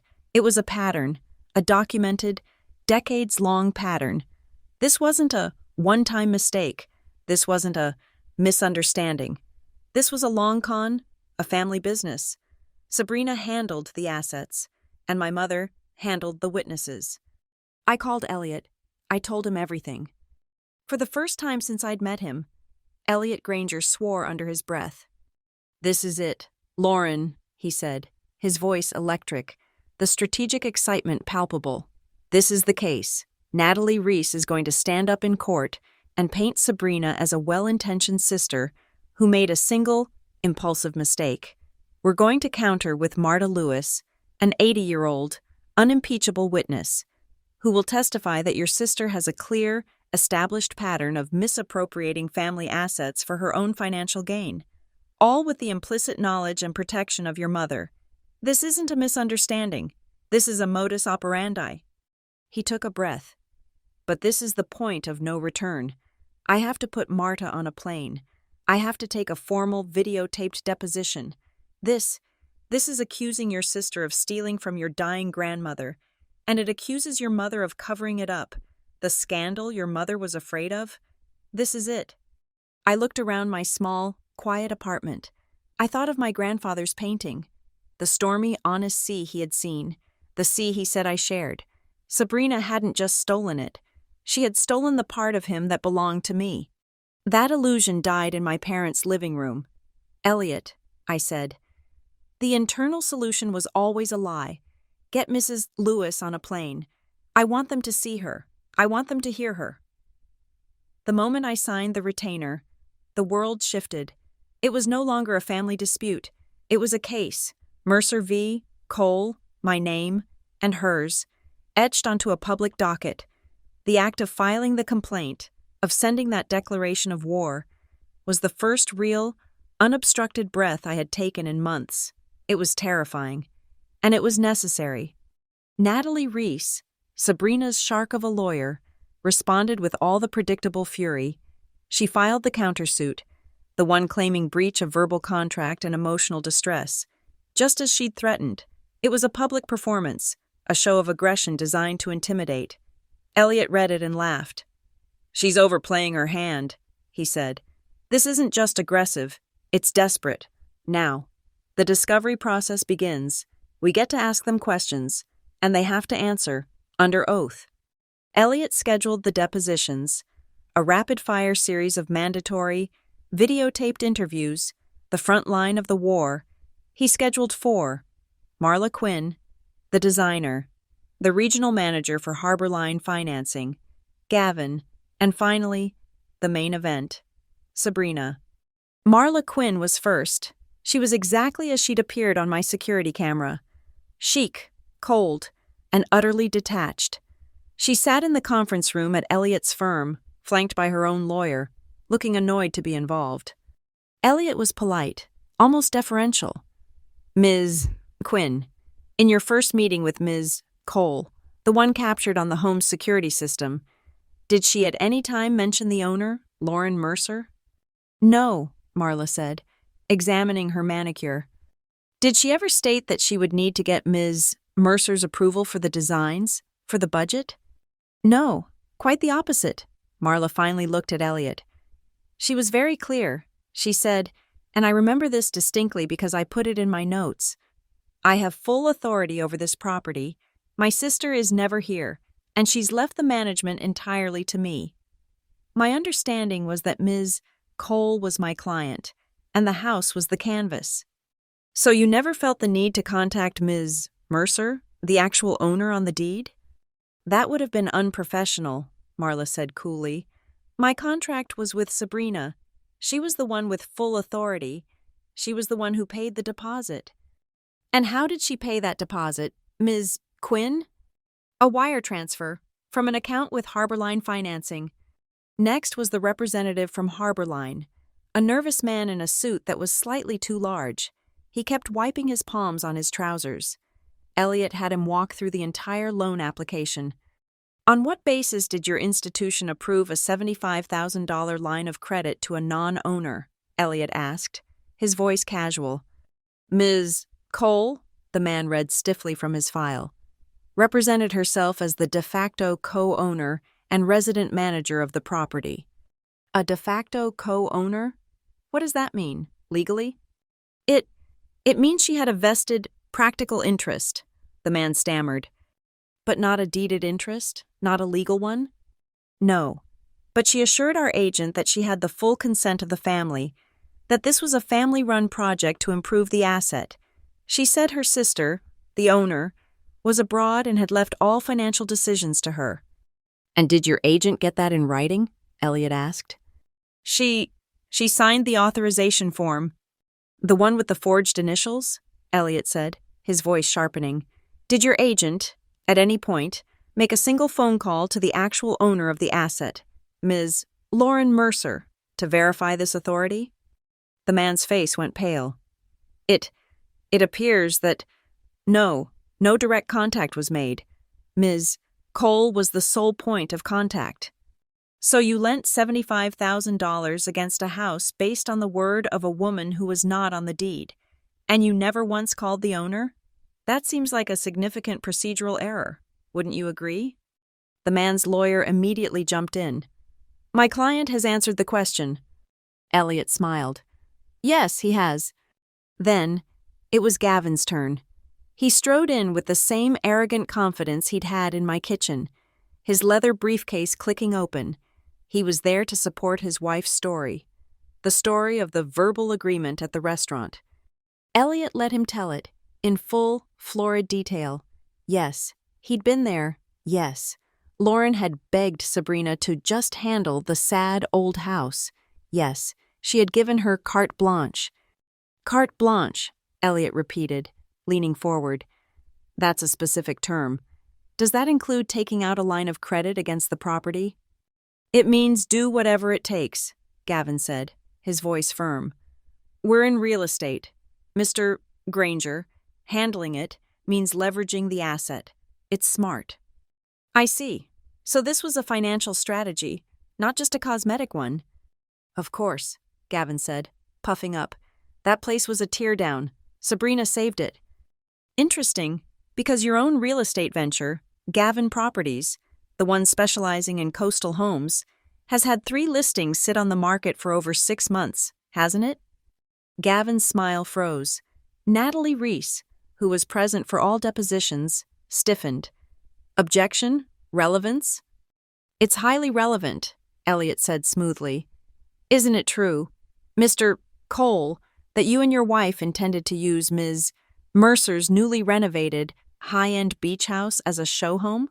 A place to entertain potential clients for your own struggling business, all paid for with Ms. Mercer's equity? Gavin's face turned a dull, angry red. He had not expected that. That's absurd. We were helping my sister-in-law. But you did entertain clients there, didn't you? In the 2 weeks before Ms. Mercer returned? Gavin looked at Natalie. He was caught. We may have had a few colleagues over to celebrate the new design. Colleagues or clients? Elliot pressed. Objection, Natalie snapped. Withdrawn, Elliot said. He had his answer. It wasn't just a home invasion, it was a business expense. Finally, it was her turn. Sabrina walked into the deposition room not as a victim, but as a star. She was impeccably dressed, her hair perfect. She looked directly at me as she sat down, her eyes full of a cold, performative pity. You are making me do this. I stared back, my face a mask of stone. She told her story, the vespertine dinner, the loud music, my desperation for her help. She told it well, hitting every emotional note. And when did this dinner take place, Ms. Cole? Elliot asked. I'm not sure. 8, 9 months ago? Sometime in the spring? And after this alleged carte blanche was given, did you follow up with your sister? A text, perhaps? An email? Hey, Lauren, just confirming I'm about to spend $41,000 and take out a loan against your house? Sabrina tossed her hair. Lauren doesn't do details. You have to. You have to manage her. If I had bothered her with every little choice, she would have been overwhelmed. She just wanted the result. So you have no written confirmation of this agreement at all? It was a verbal agreement, Sabrina snapped, her patience already wearing thin. Elliot nodded, as if this made perfect sense. Then he placed a document on the table. This is your sister's filed expedition itinerary with the Oceanic Institute. And this, he placed a second document, is a certified letter from the captain of the RV Pelican, along with the ship's satellite communication logs. Natalie Reese leaned over to read them. I watched her face tighten. According to these documents, Elliot said, your sister was on the open ocean in a documented communications blackout from October 12th to October 19th. Now, here. He slid over a new set of papers. Are the invoices from the moving company you hired to gut the house, dated October 17th, and here is the initial wire transfer request you sent to Marla Quinn, dated October 18th. You were not acting on an agreement, Ms. Cole. You were acting on an opportunity. You waited until your sister was in the middle of the ocean, completely unreachable, to invade her home, throw out her possessions, and hire a contractor. Is that not what happened? Sabrina's face was white. The timeline. I was acting on her prior authorization. The authorization you have no proof of? Gavin is my proof. Your husband, who just testified he planned to use the house as a marketing tool for his business? This is ridiculous, Sabrina said, her voice rising, the polished veneer cracking. You're twisting everything. Let's talk about what else you've managed, Elliot said, his voice dropping, becoming cold. Let's talk about your grandparents' home in Maple Shore. Sabrina froze. What about it? She whispered. We have a witness, Ms. Cole, a Mrs. Marta Lewis. She testified, under oath, that she watched you and your husband load your grandmother's silver, her jewelry, and a very specific, valuable painting by your grandfather into a U-Haul. All while your grandfather was, and I quote, deeply confused. She says my client's mother told her you were handling the estate. Sabrina shot a look of pure venom at me. This was a betrayal she had not anticipated. This is a family matter, she stammered. It has nothing to do with this. It has everything to do with this, Elliot countered. It shows a pattern of behavior, of you handling family assets, of you taking what is not yours, from your grandmother's jewelry to your sister's home equity. What did you do with that painting? Sabrina? The one your grandmother explicitly told Mrs. Lewis was for Lauren? The room was silent. Sabrina's mask of the elegant, wounded sister was gone. Her face was dark, contorted with a lifetime of resentment. "Oh, stop it," she spat, her voice low and ugly. Everyone knew that if anyone was going to get the good things, it was going to be me. I was the one who was there. I was the one who did all the work with them. Lauren was off playing mermaid on a boat. I deserved those things. They were always going to be mine. She said it. She finally said the truth. Not, it was a mistake. Not, I was confused. But I deserved it. Natalie Reese put her hand on Sabrina's arm. A silent signal to shut up. But the damage was done. The admission hung in the air. Videotaped. Transcribed. The feeling of entitlement, as Elliot had called it, was now on the record. The deposition was over.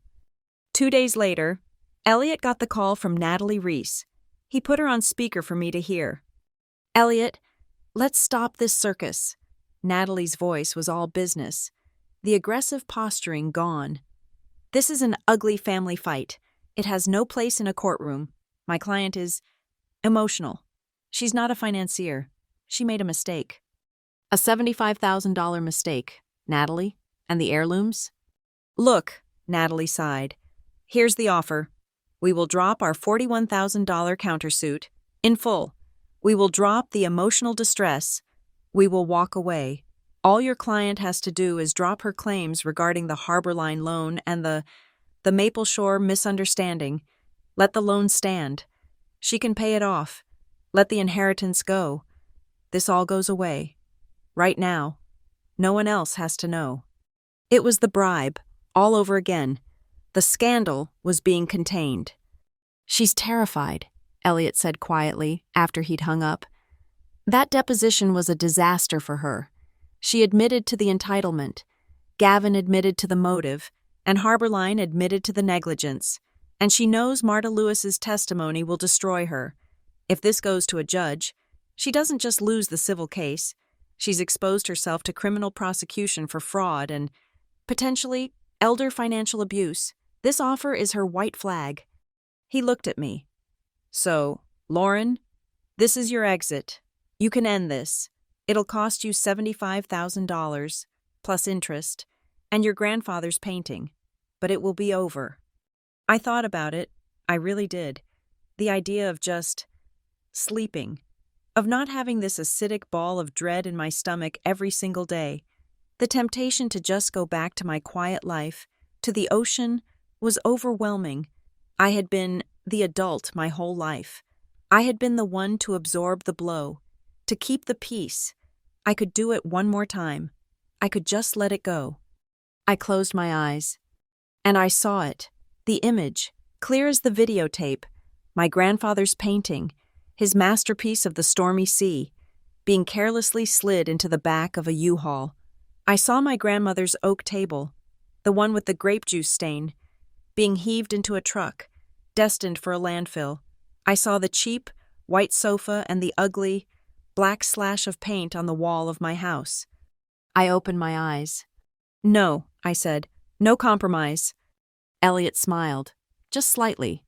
"She wants to let the loan stand?" I said, a cold, hard anger rising. "She wants to let the inheritance go?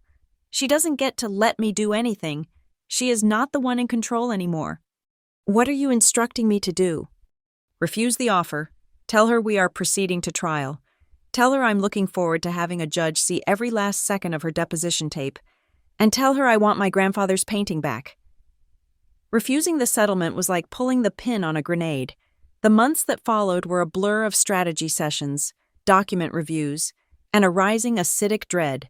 Natalie Reese, true to form, fought back with a scorched earth policy, filing motion after motion to delay, to exclude evidence, to seal testimony. She tried to have Marta Lewis's testimony thrown out as hearsay from a senile woman. She tried to have my security footage deemed inadmissible surveillance. The judge, a no-nonsense woman named Judge Helen Carmichael, denied every single motion. The day of the civil trial, the main courtroom of the Riverton County Courthouse was quiet, the air thick with an awful formal tension. I sat next to Elliot at the plaintiff's table. Our files stacked in neat, precise binders. Across the aisle, Sabrina sat next to Natalie Reese. She was dressed in a conservative dark gray suit, her hair pulled back. She looked like a woman mourning, a picture of somber regret. Gavin sat in the front row directly behind her, his face a mask of stone. My parents were there. They sat 3 rows back, on Sabrina's side. They did not sit together. My mother, Judith, was on the aisle, her face pale, a wad of tissues clutched in her hand. My father, Charles, sat at the other end of the bench, staring at his shoes, his shoulders slumped. He looked like a man who had aged 10 years in 3 months. Neither of them would look at me. Natalie Reese gave the opening statement for the defense.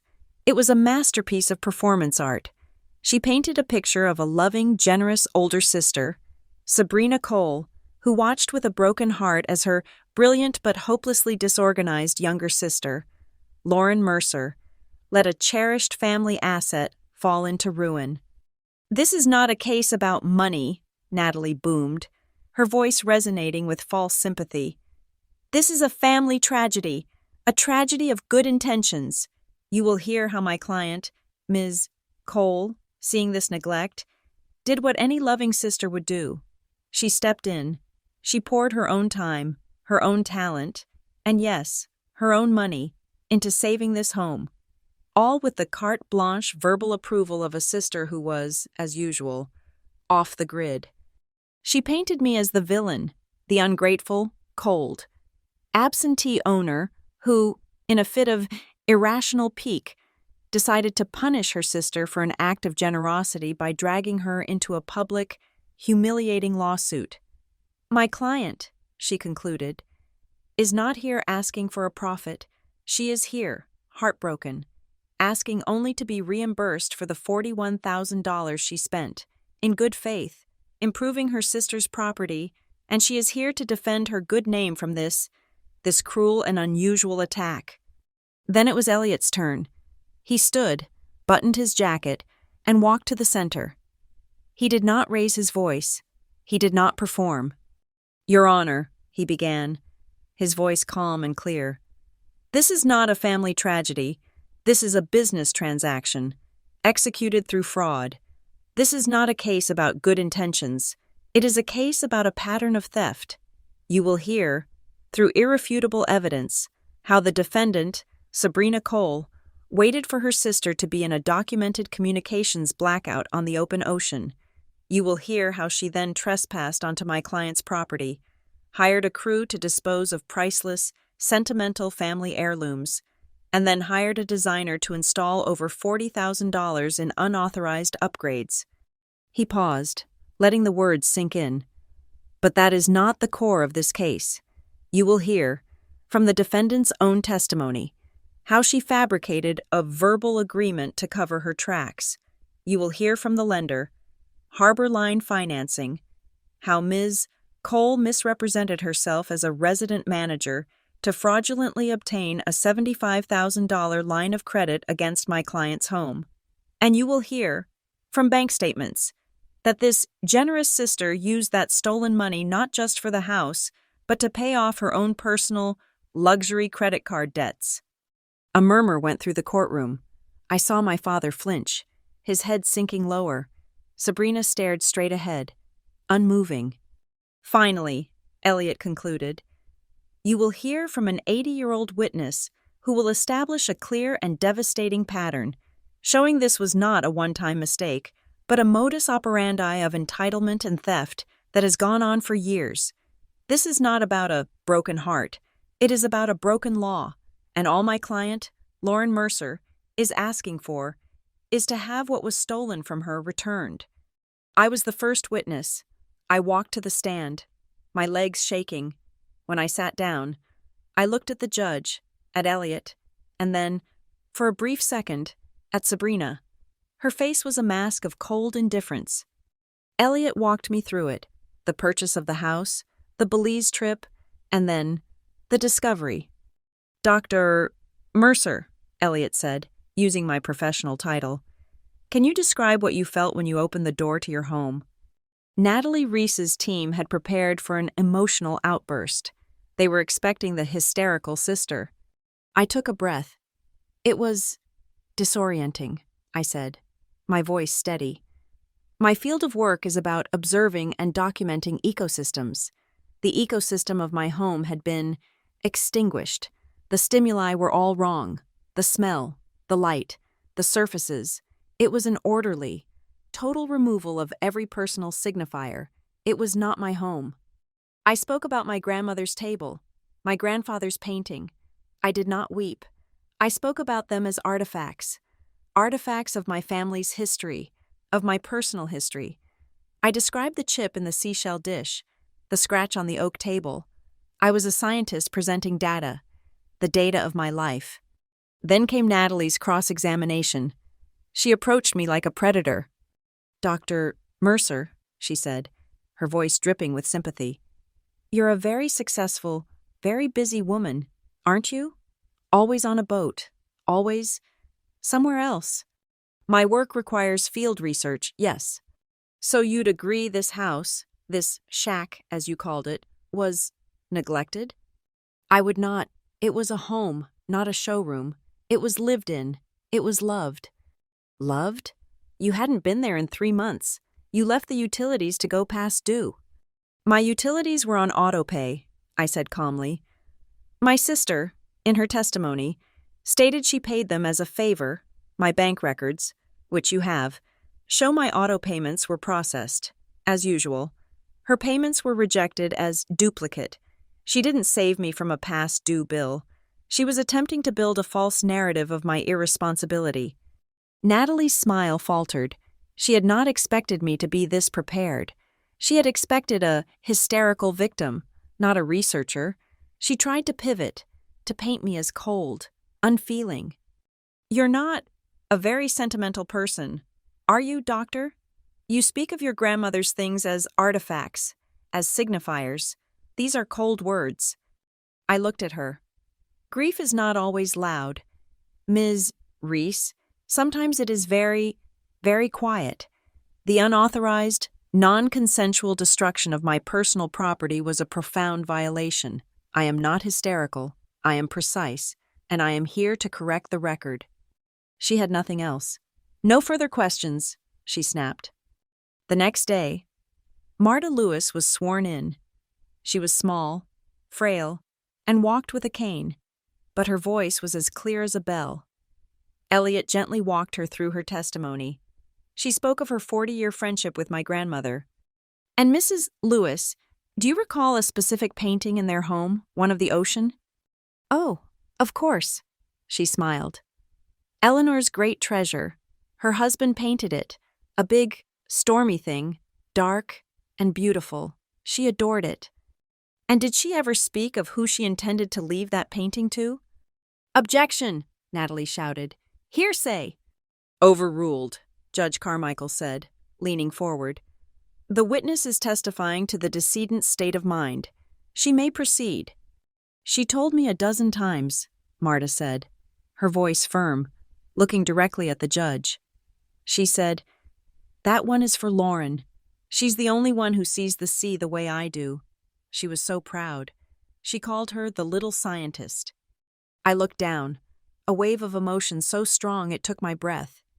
And Mrs. Lewis, Elliot continued. What happened to that painting? Marta's face hardened. She recounted the U-Haul. She recounted Sabrina and Gavin, loading the silver, the jewelry box, and the large framed canvas. And you were concerned? I called her mother. I called Judith Mercer. I told her Sabrina was loading up the house. And what was Mrs. Mercer's response? She told me, Sabrina is handling things for the family, and she hung up on me. I stole a glance at my mother.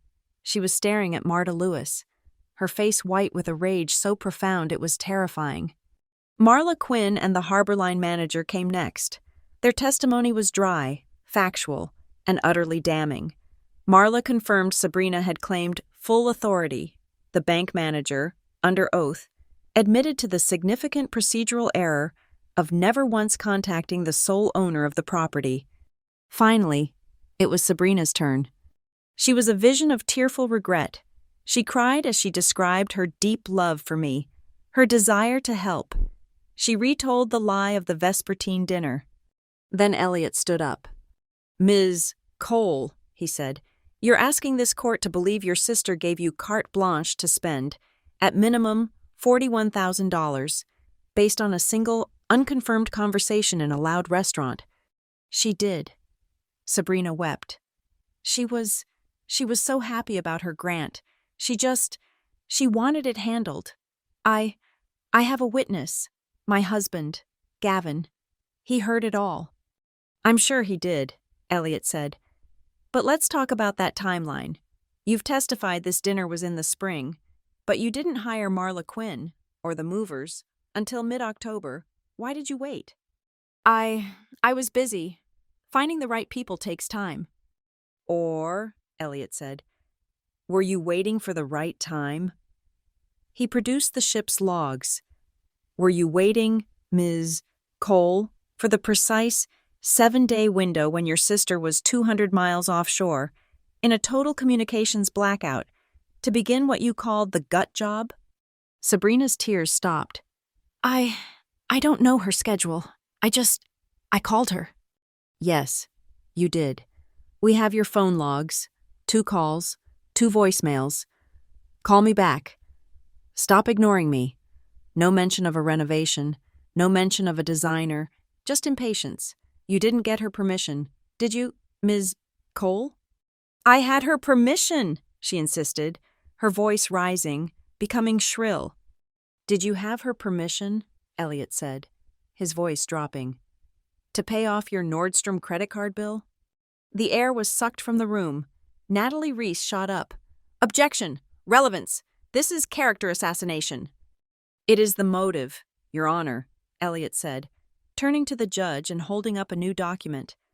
I am holding the bank statements for the Harbor Line HELOC account. The loan, which Ms. Cole illegally obtained, was for $75,000. The invoices for the renovation, which we have, total $41,000. I'd like to ask the defendant what happened to the other $34,000. Judge Carmichael stared at Sabrina. Objection overruled. Answer the question. Ms. Cole? Elliot placed the statement on the projector. The entire courtroom could see it. On October 20th, Elliot read, a transfer of $10,000 from Harbor Line Financing to your personal checking account. On October 22nd, a payment from that same account to Nordstrom for $9,800. On October 23rd, another transfer, $15,000, from the HELOC to your account. The next day, a payment to American Express for $12,400. You didn't just want to help, Ms. Cole. You didn't just make a mistake. You stole your sister's home equity to pay for your shopping. Sabrina was hyperventilating. She was looking at Natalie, at Gavin, at her mother, but no one could help her. Ms. Cole, Judge Carmichael said, her voice like steel. Did you use the funds from the loan secured by your sister's home to pay your personal credit card bills? It was a mistake, Sabrina stammered, all pretense of the victim gone. I mixed up the accounts. I was going to pay it back. It was just... Temporary. You temporarily paid off $22,000 in luxury debt? The judge asked, her disgust palpable. Sabrina said nothing. She just stared, her face a mask of guilty, ugly silence. The closing arguments were brief. Natalie Reese was broken. She mumbled something about a terrible, tragic misunderstanding. Elliot was clinical. The facts are clear. The fraud is clear. The theft is clear. Judge Carmichael did not take a recess. She did not leave to deliberate. She sat, stone-faced, for a long minute. This court, she began, her voice ringing with absolute authority, finds the defendant's testimony, particularly regarding the verbal agreement, to be self-serving, manipulative, and utterly non-credible. The evidence presented by the plaintiff, however, is irrefutable. She looked at me. Judgment for the plaintiff, Lauren Mercer. The countersuit filed by the defendant is dismissed. With prejudice, the defendant, Sabrina Cole, is hereby ordered to pay the plaintiff the full assessed value of the converted property. The defendant is further ordered to pay 100% of the plaintiff's legal fees. I sagged, relief so profound it was dizzying. Elliot put a hand on my arm. Furthermore, the judge continued, this court finds that the Harbor Line loan is a fraudulent instrument, and it is hereby nullified. The defendant, Sabrina Cole, is solely responsible for its repayment. Harbor Line Financing's lien on the plaintiff's property is void. It was a total victory, a clean sweep. But we are not done, the judge said, her eyes finding Sabrina. The testimony presented in this civil trial, it is deeply, deeply troubling. The bank fraud, the forged signature, the conversion of assets, and most disturbingly, the testimony from Mrs. Marta Lewis regarding the systematic removal of assets from an elderly, incapacitated individual. I saw my mother, Judith, go rigid. This court cannot, and will not, turn a blind eye to what appears to be a clear criminal enterprise, Judge Carmichael said. This goes far beyond a family dispute. Therefore, I am ordering a full copy of this trial's transcript, all depositions, and all evidence to be sent immediately to the Riverton County District Attorney's Office for a full criminal investigation. We are adjourned. The gavel cracked, a sound like a gunshot. Sabrina made a small, choking sound. Natalie Reese was frantically stuffing papers into her briefcase. My mother let out a strangled sob. A criminal investigation, criminal. Elliot looked at me, his face grim. She wanted to let the loan go, he said quietly. The judge just handed her to the DA. The gavel crack in Judge Carmichael's courtroom had felt like the end. It was a total victory. A clean sweep. Elliot and I had gone out for a drink afterward, not in celebration, but in a kind of stunned decompression. He had secured my house. He had voided the loan. He had won me back the value of my grandmother's things. The civil case was over. I thought that would be the end of it. I thought the criminal investigation was just a threat, a final piece of judicial saber-rattling to scare Sabrina straight. I was wrong. 2 weeks later, I received the call. The caller ID was County of Riverton, DA's office. Lauren Mercer? The voice on the other end was female, crisp, and all business. This is she. My name is Corinne Jacobs. I'm an assistant district attorney with the Economic Crimes Division. Judge Carmichael forwarded us the transcripts from your civil trial. Mercer versus Cole. My office has reviewed the evidence, and we are officially opening a criminal investigation. My stomach, which had only just begun to unknot itself, tightened into a cold ball of ice. An investigation. The judge. I won the civil case. It's over, isn't it? Not for us, Ms. Mercer, Ada Jacobs said, her voice devoid of emotion. What you won was a civil judgment for damages. What I'm investigating is a series of potential felonies. Your sister didn't just make a mistake. She appears to have committed felony fraud by using your property to secure a loan without authorization. That's a serious offense on its own. But frankly, The part of the testimony that has my office's full attention is the deposition of Mrs. Marta Lewis. I sat down. The alleged theft of assets from your grandparents' estate, specifically at a time when your grandfather was, according to testimony, deeply confused and incapacitated, is not a civil matter about an inheritance. That is, potentially, financial elder abuse. That is a crime we take very, very seriously.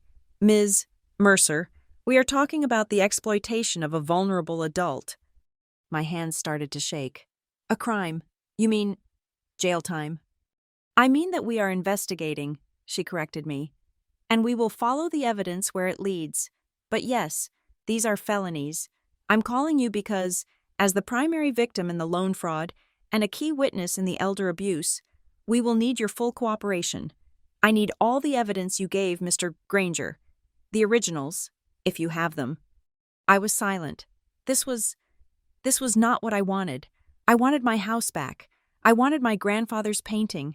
I had never, not once, wanted to be the person who sent her own sister to prison. Ms. Mercer, are you there? Yes, I stammered. This is a lot. Being a witness against her in civil court was the hardest thing I've ever done. Now, you're asking me to help put her in jail. There was a pause on the other end, the first break in the prosecutor's robotic demeanor. When she spoke again, her voice was a fraction softer, but still firm. I understand the personal cost. Ms. Mercer, I truly do, but I need you to be very clear on one point. You are not putting your sister in jail. You are not the one who did this. You are not the one who forged a signature. You are not the one who took advantage of a confused old man. Your sister made a series of calculated choices. She endangered your financial security, and she betrayed the trust of your grandparents. My job is to pursue justice for those choices. Your only job, your only legal job, is to do what you've already done. Tell the truth. The evidence will do the rest. Tell the truth. It sounded so simple. It was the thing that had already cost me my entire family. My parents, who had been silent since the civil verdict, apparently heard the news. The barrage of voicemails began. They didn't call my cell anymore. They just left messages, one after another, like dropping stones into a well. The first was my father's. His voice was no longer anguished or weak. It was cold with a new, bitter anger. Lauren, your mother and I, we cannot believe you.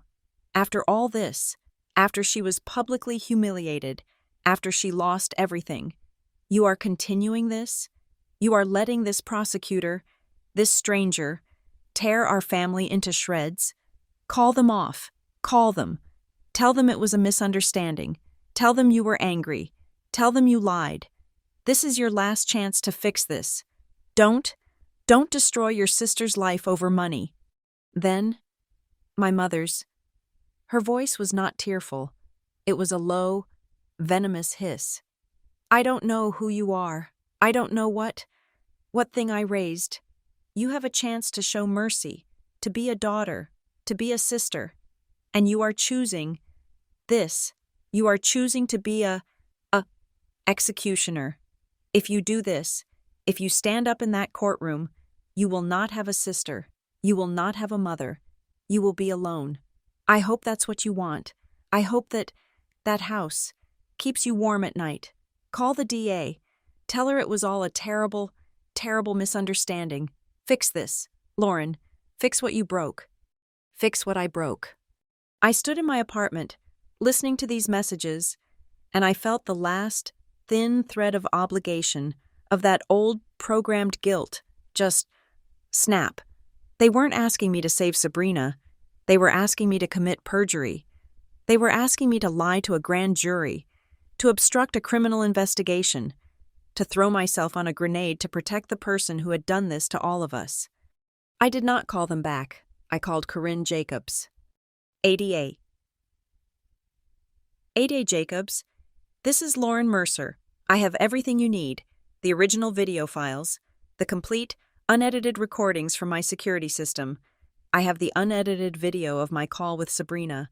I have all the bank statements, the loan documents, my travel itineraries, my phone logs. I have my grandmother's original will, and the letters where she promised me the painting. I am putting them in a box, and I am driving them to your office, right now. Thank you, Ms. Mercer, she said, her voice all business again. We'll be waiting. I did not have to testify before the grand jury.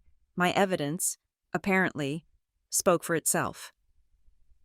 3 weeks later, Corinne Jacobs called me again. The grand jury has returned an indictment, she said. The People versus Sabrina Cole.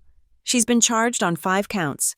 1 count of grand larceny in the 2nd degree for the fraudulent loan, 1 count of forgery, 2 counts of falsifying business records, and 1 count of financial exploitation of a vulnerable adult.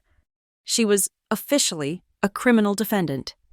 The world that Sabrina had built for herself, the world she'd paid for with my money and my grandfather's heirlooms, evaporated.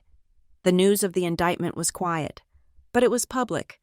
I got a call from a friend of a friend who worked in PR. You're not going to believe this, she said. Sabrina Cole? She got fired, canned. She was a VP at Aurora Vista Communications. The partners called an emergency meeting. They said her ongoing legal and credibility issues made her position untenable. They walked her out the same day. Then came the texts, friends, mutual acquaintances, cousins, the ones who had stayed silent, the ones who hadn't wanted to take sides. Suddenly, they were all on my side. Lauren, I am so horrified. I had no idea. We are all just sick about this. Your aunt is a mess. We are here for you. It was a hollow victory. I didn't want their support now. Where had they been when I was the cold, ungrateful sister? The criminal trial was scheduled for 6 months later. It was a lifetime. I went back to work. I went back to the ocean. I tried to forget, but it was always there. A low, constant hum of dread under the surface of my life. When the day finally came, I flew back to Riverton. The criminal courthouse was a different beast from the civil one. It was colder, grayer, the air thick with real, desperate human misery. This was not about money. This was about freedom. I was sequestered in a small, windowless witness waiting room with peeling paint. I sat there, on a hard plastic chair, for 2 days. I could hear the muffled sounds of the trial through the door, the low murmur of the defense attorney, the sharp, clear cadence of Corinne Jacobs. I heard my own name. I heard my grandfather's name. I heard them talk about my family as if we were characters in a play, a collection of motives and actions. It was surreal, a bizarre, out-of-body experience. On the 3rd day, a bailiff opened the door. Dr. Mercer, we're ready for you. My heart felt like it was going to stop. I stood up, my legs weak. I walked out of the room, down the long marbled hallway, and pushed open the heavy wooden doors to the courtroom. It was packed. My parents were there, in the front row. Behind her, my mother glared at me, her face a mask of pure hatred. My father just looked broken. And then there was Sabrina. She was sitting at the defense table. She was not the polished, weeping victim from the civil trial. She was diminished. Her expensive suit hung on her. Her hair was limp. She looked thin, pale, and terrified. She turned and saw me as I walked past. Her eyes met mine, and in them, I saw no anger, no calculating resentment, just a hollow, bottomless pit of fear. I had to walk right past her table to get to the witness stand. I felt the weight of my entire life, of every time I had yielded, of every time I had been the peacekeeper, of every time I had apologized for her actions. It was all pressing down on my shoulders, and it took every ounce of strength I had to not collapse. I kept my eyes forward and did not look at her. I was sworn in. I sat down. Corinne Jacobs approached me. She was calm, focused. She walked me through it all, just as Elliot had. The house, the discovery, the shock, the recordings, the bank statements.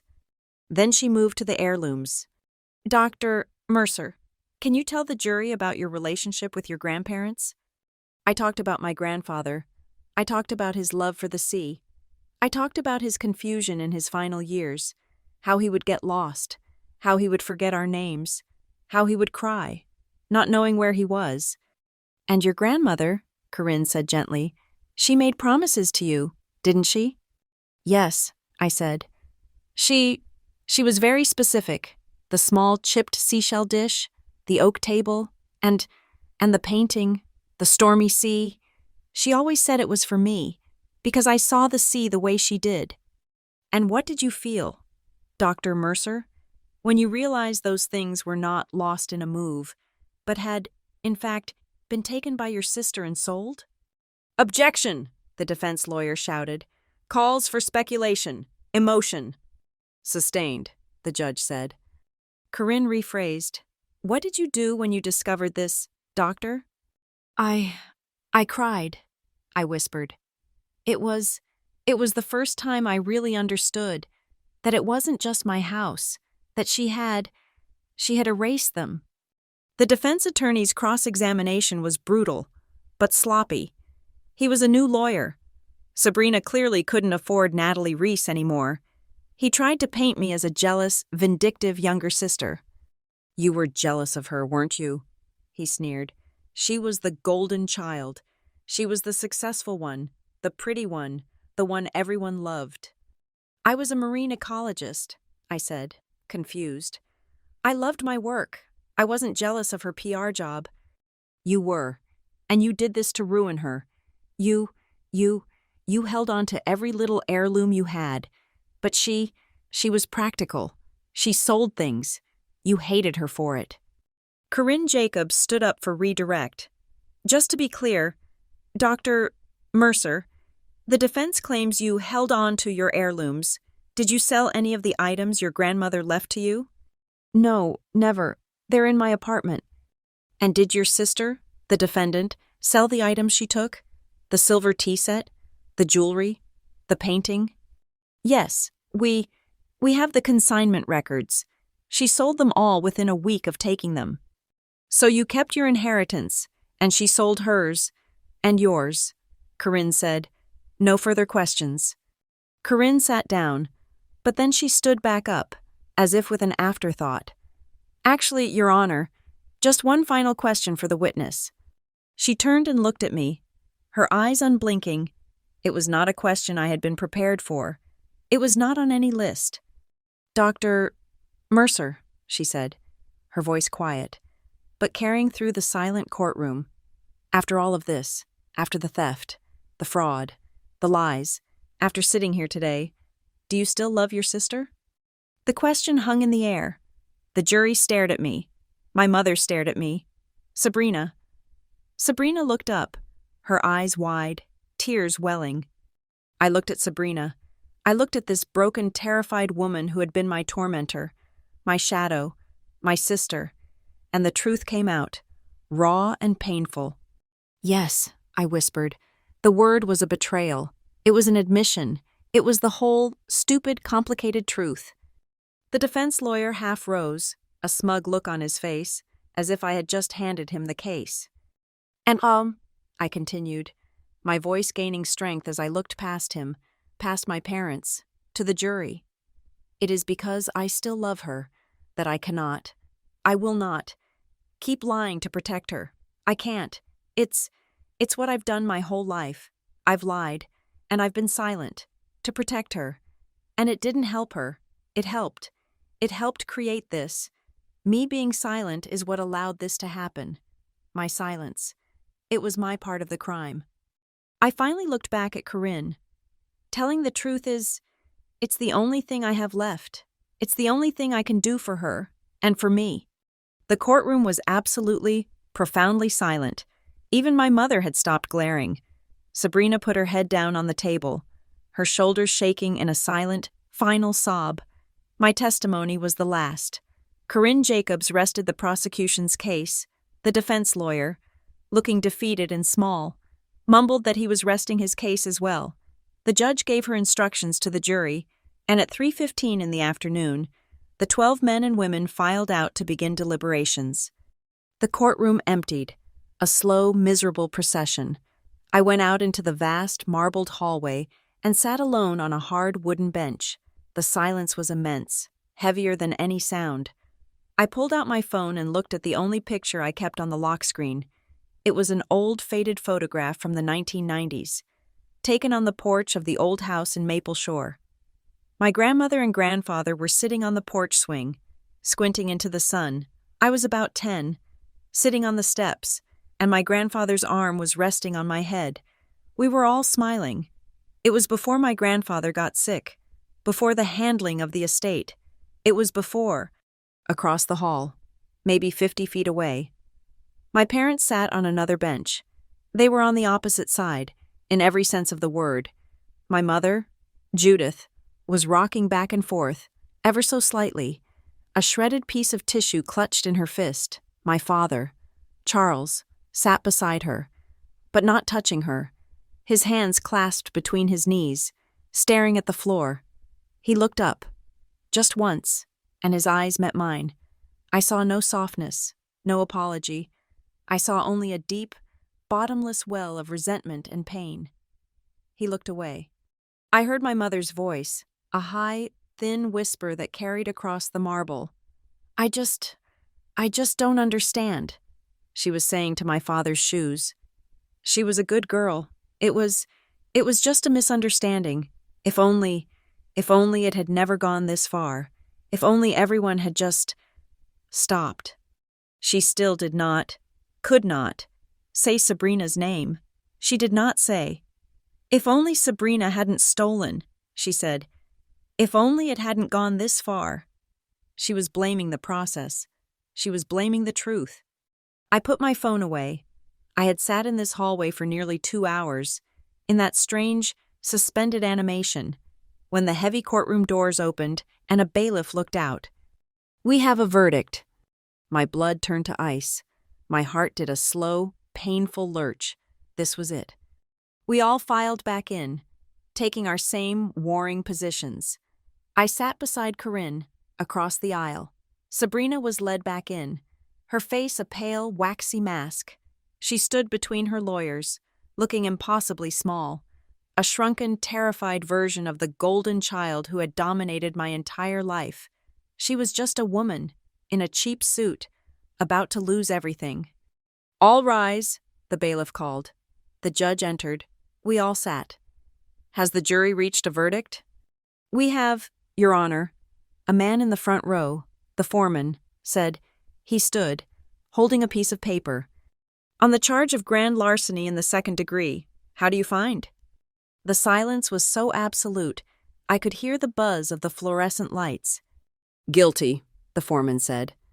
My mother let out a sound, a high, stifled shriek, like a small animal. "On the charge of forgery, how do you find?" "Guilty." "On the 2 counts of falsifying business records, how do you find?" "Guilty and guilty." "And on the charge of financial exploitation of a vulnerable adult, how do you find?" "Guilty." It was a clean sweep, on everything. Sabrina swayed, her knees buckling. Her lawyer grabbed her arm to hold her up. She didn't cry. She didn't collapse. She turned, slowly, and her eyes, which had been hollow with fear, found mine. And in them, I saw something new. The fear was gone. It was replaced by a pure, black, undiluted hatred, a rage that was so profound it was almost impressive. It was the look of a queen whose kingdom had been taken, who was blaming not the invaders, but the one person who had told the truth. It was not remorse. It was not regret. It was pure, unadulterated defiance. The sentencing was scheduled for 2 weeks later. The judge was not lenient. "Ms. Cole," Judge Carmichael began, her voice echoing in the silent room, "this court has reviewed the findings of this jury and the evidence of your own civil trial, and I must say, in my 15 years on this bench, I have rarely seen such a calculated, systematic, and heartless betrayal of family trust." My mother, sitting in the front row, was openly, loudly sobbing. "This was not, as your defense has tried to argue, a one-time mistake or a lapse in judgment," the judge continued, her eyes fixed on Sabrina. "This was a series of deliberate, conscious choices, made over a period of years. You preyed on your sister's absence. You preyed on your grandfather's confusion. You stole from the people who loved you. You took your sister's home, her sanctuary, and you treated it like your personal bank.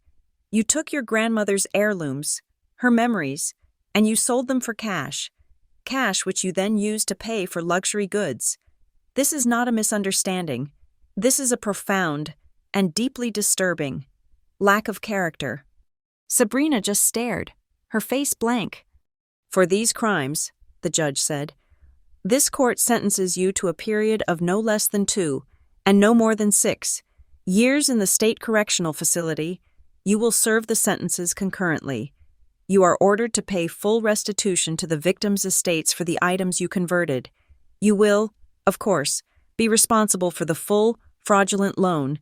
You will have a further 5 years of probation upon your release. 2 to 6 years, real jail time. My mother collapsed, howling, into my father's chest. He just sat there, frozen, holding her, his eyes closed. The judge looked at Sabrina. Do you have anything to say before this court passes sentence? Sabrina stood. She was shaking now, her defiance cracking, but she did not look at the judge. She did not ask for mercy. She turned, her entire body, and she looked directly at me.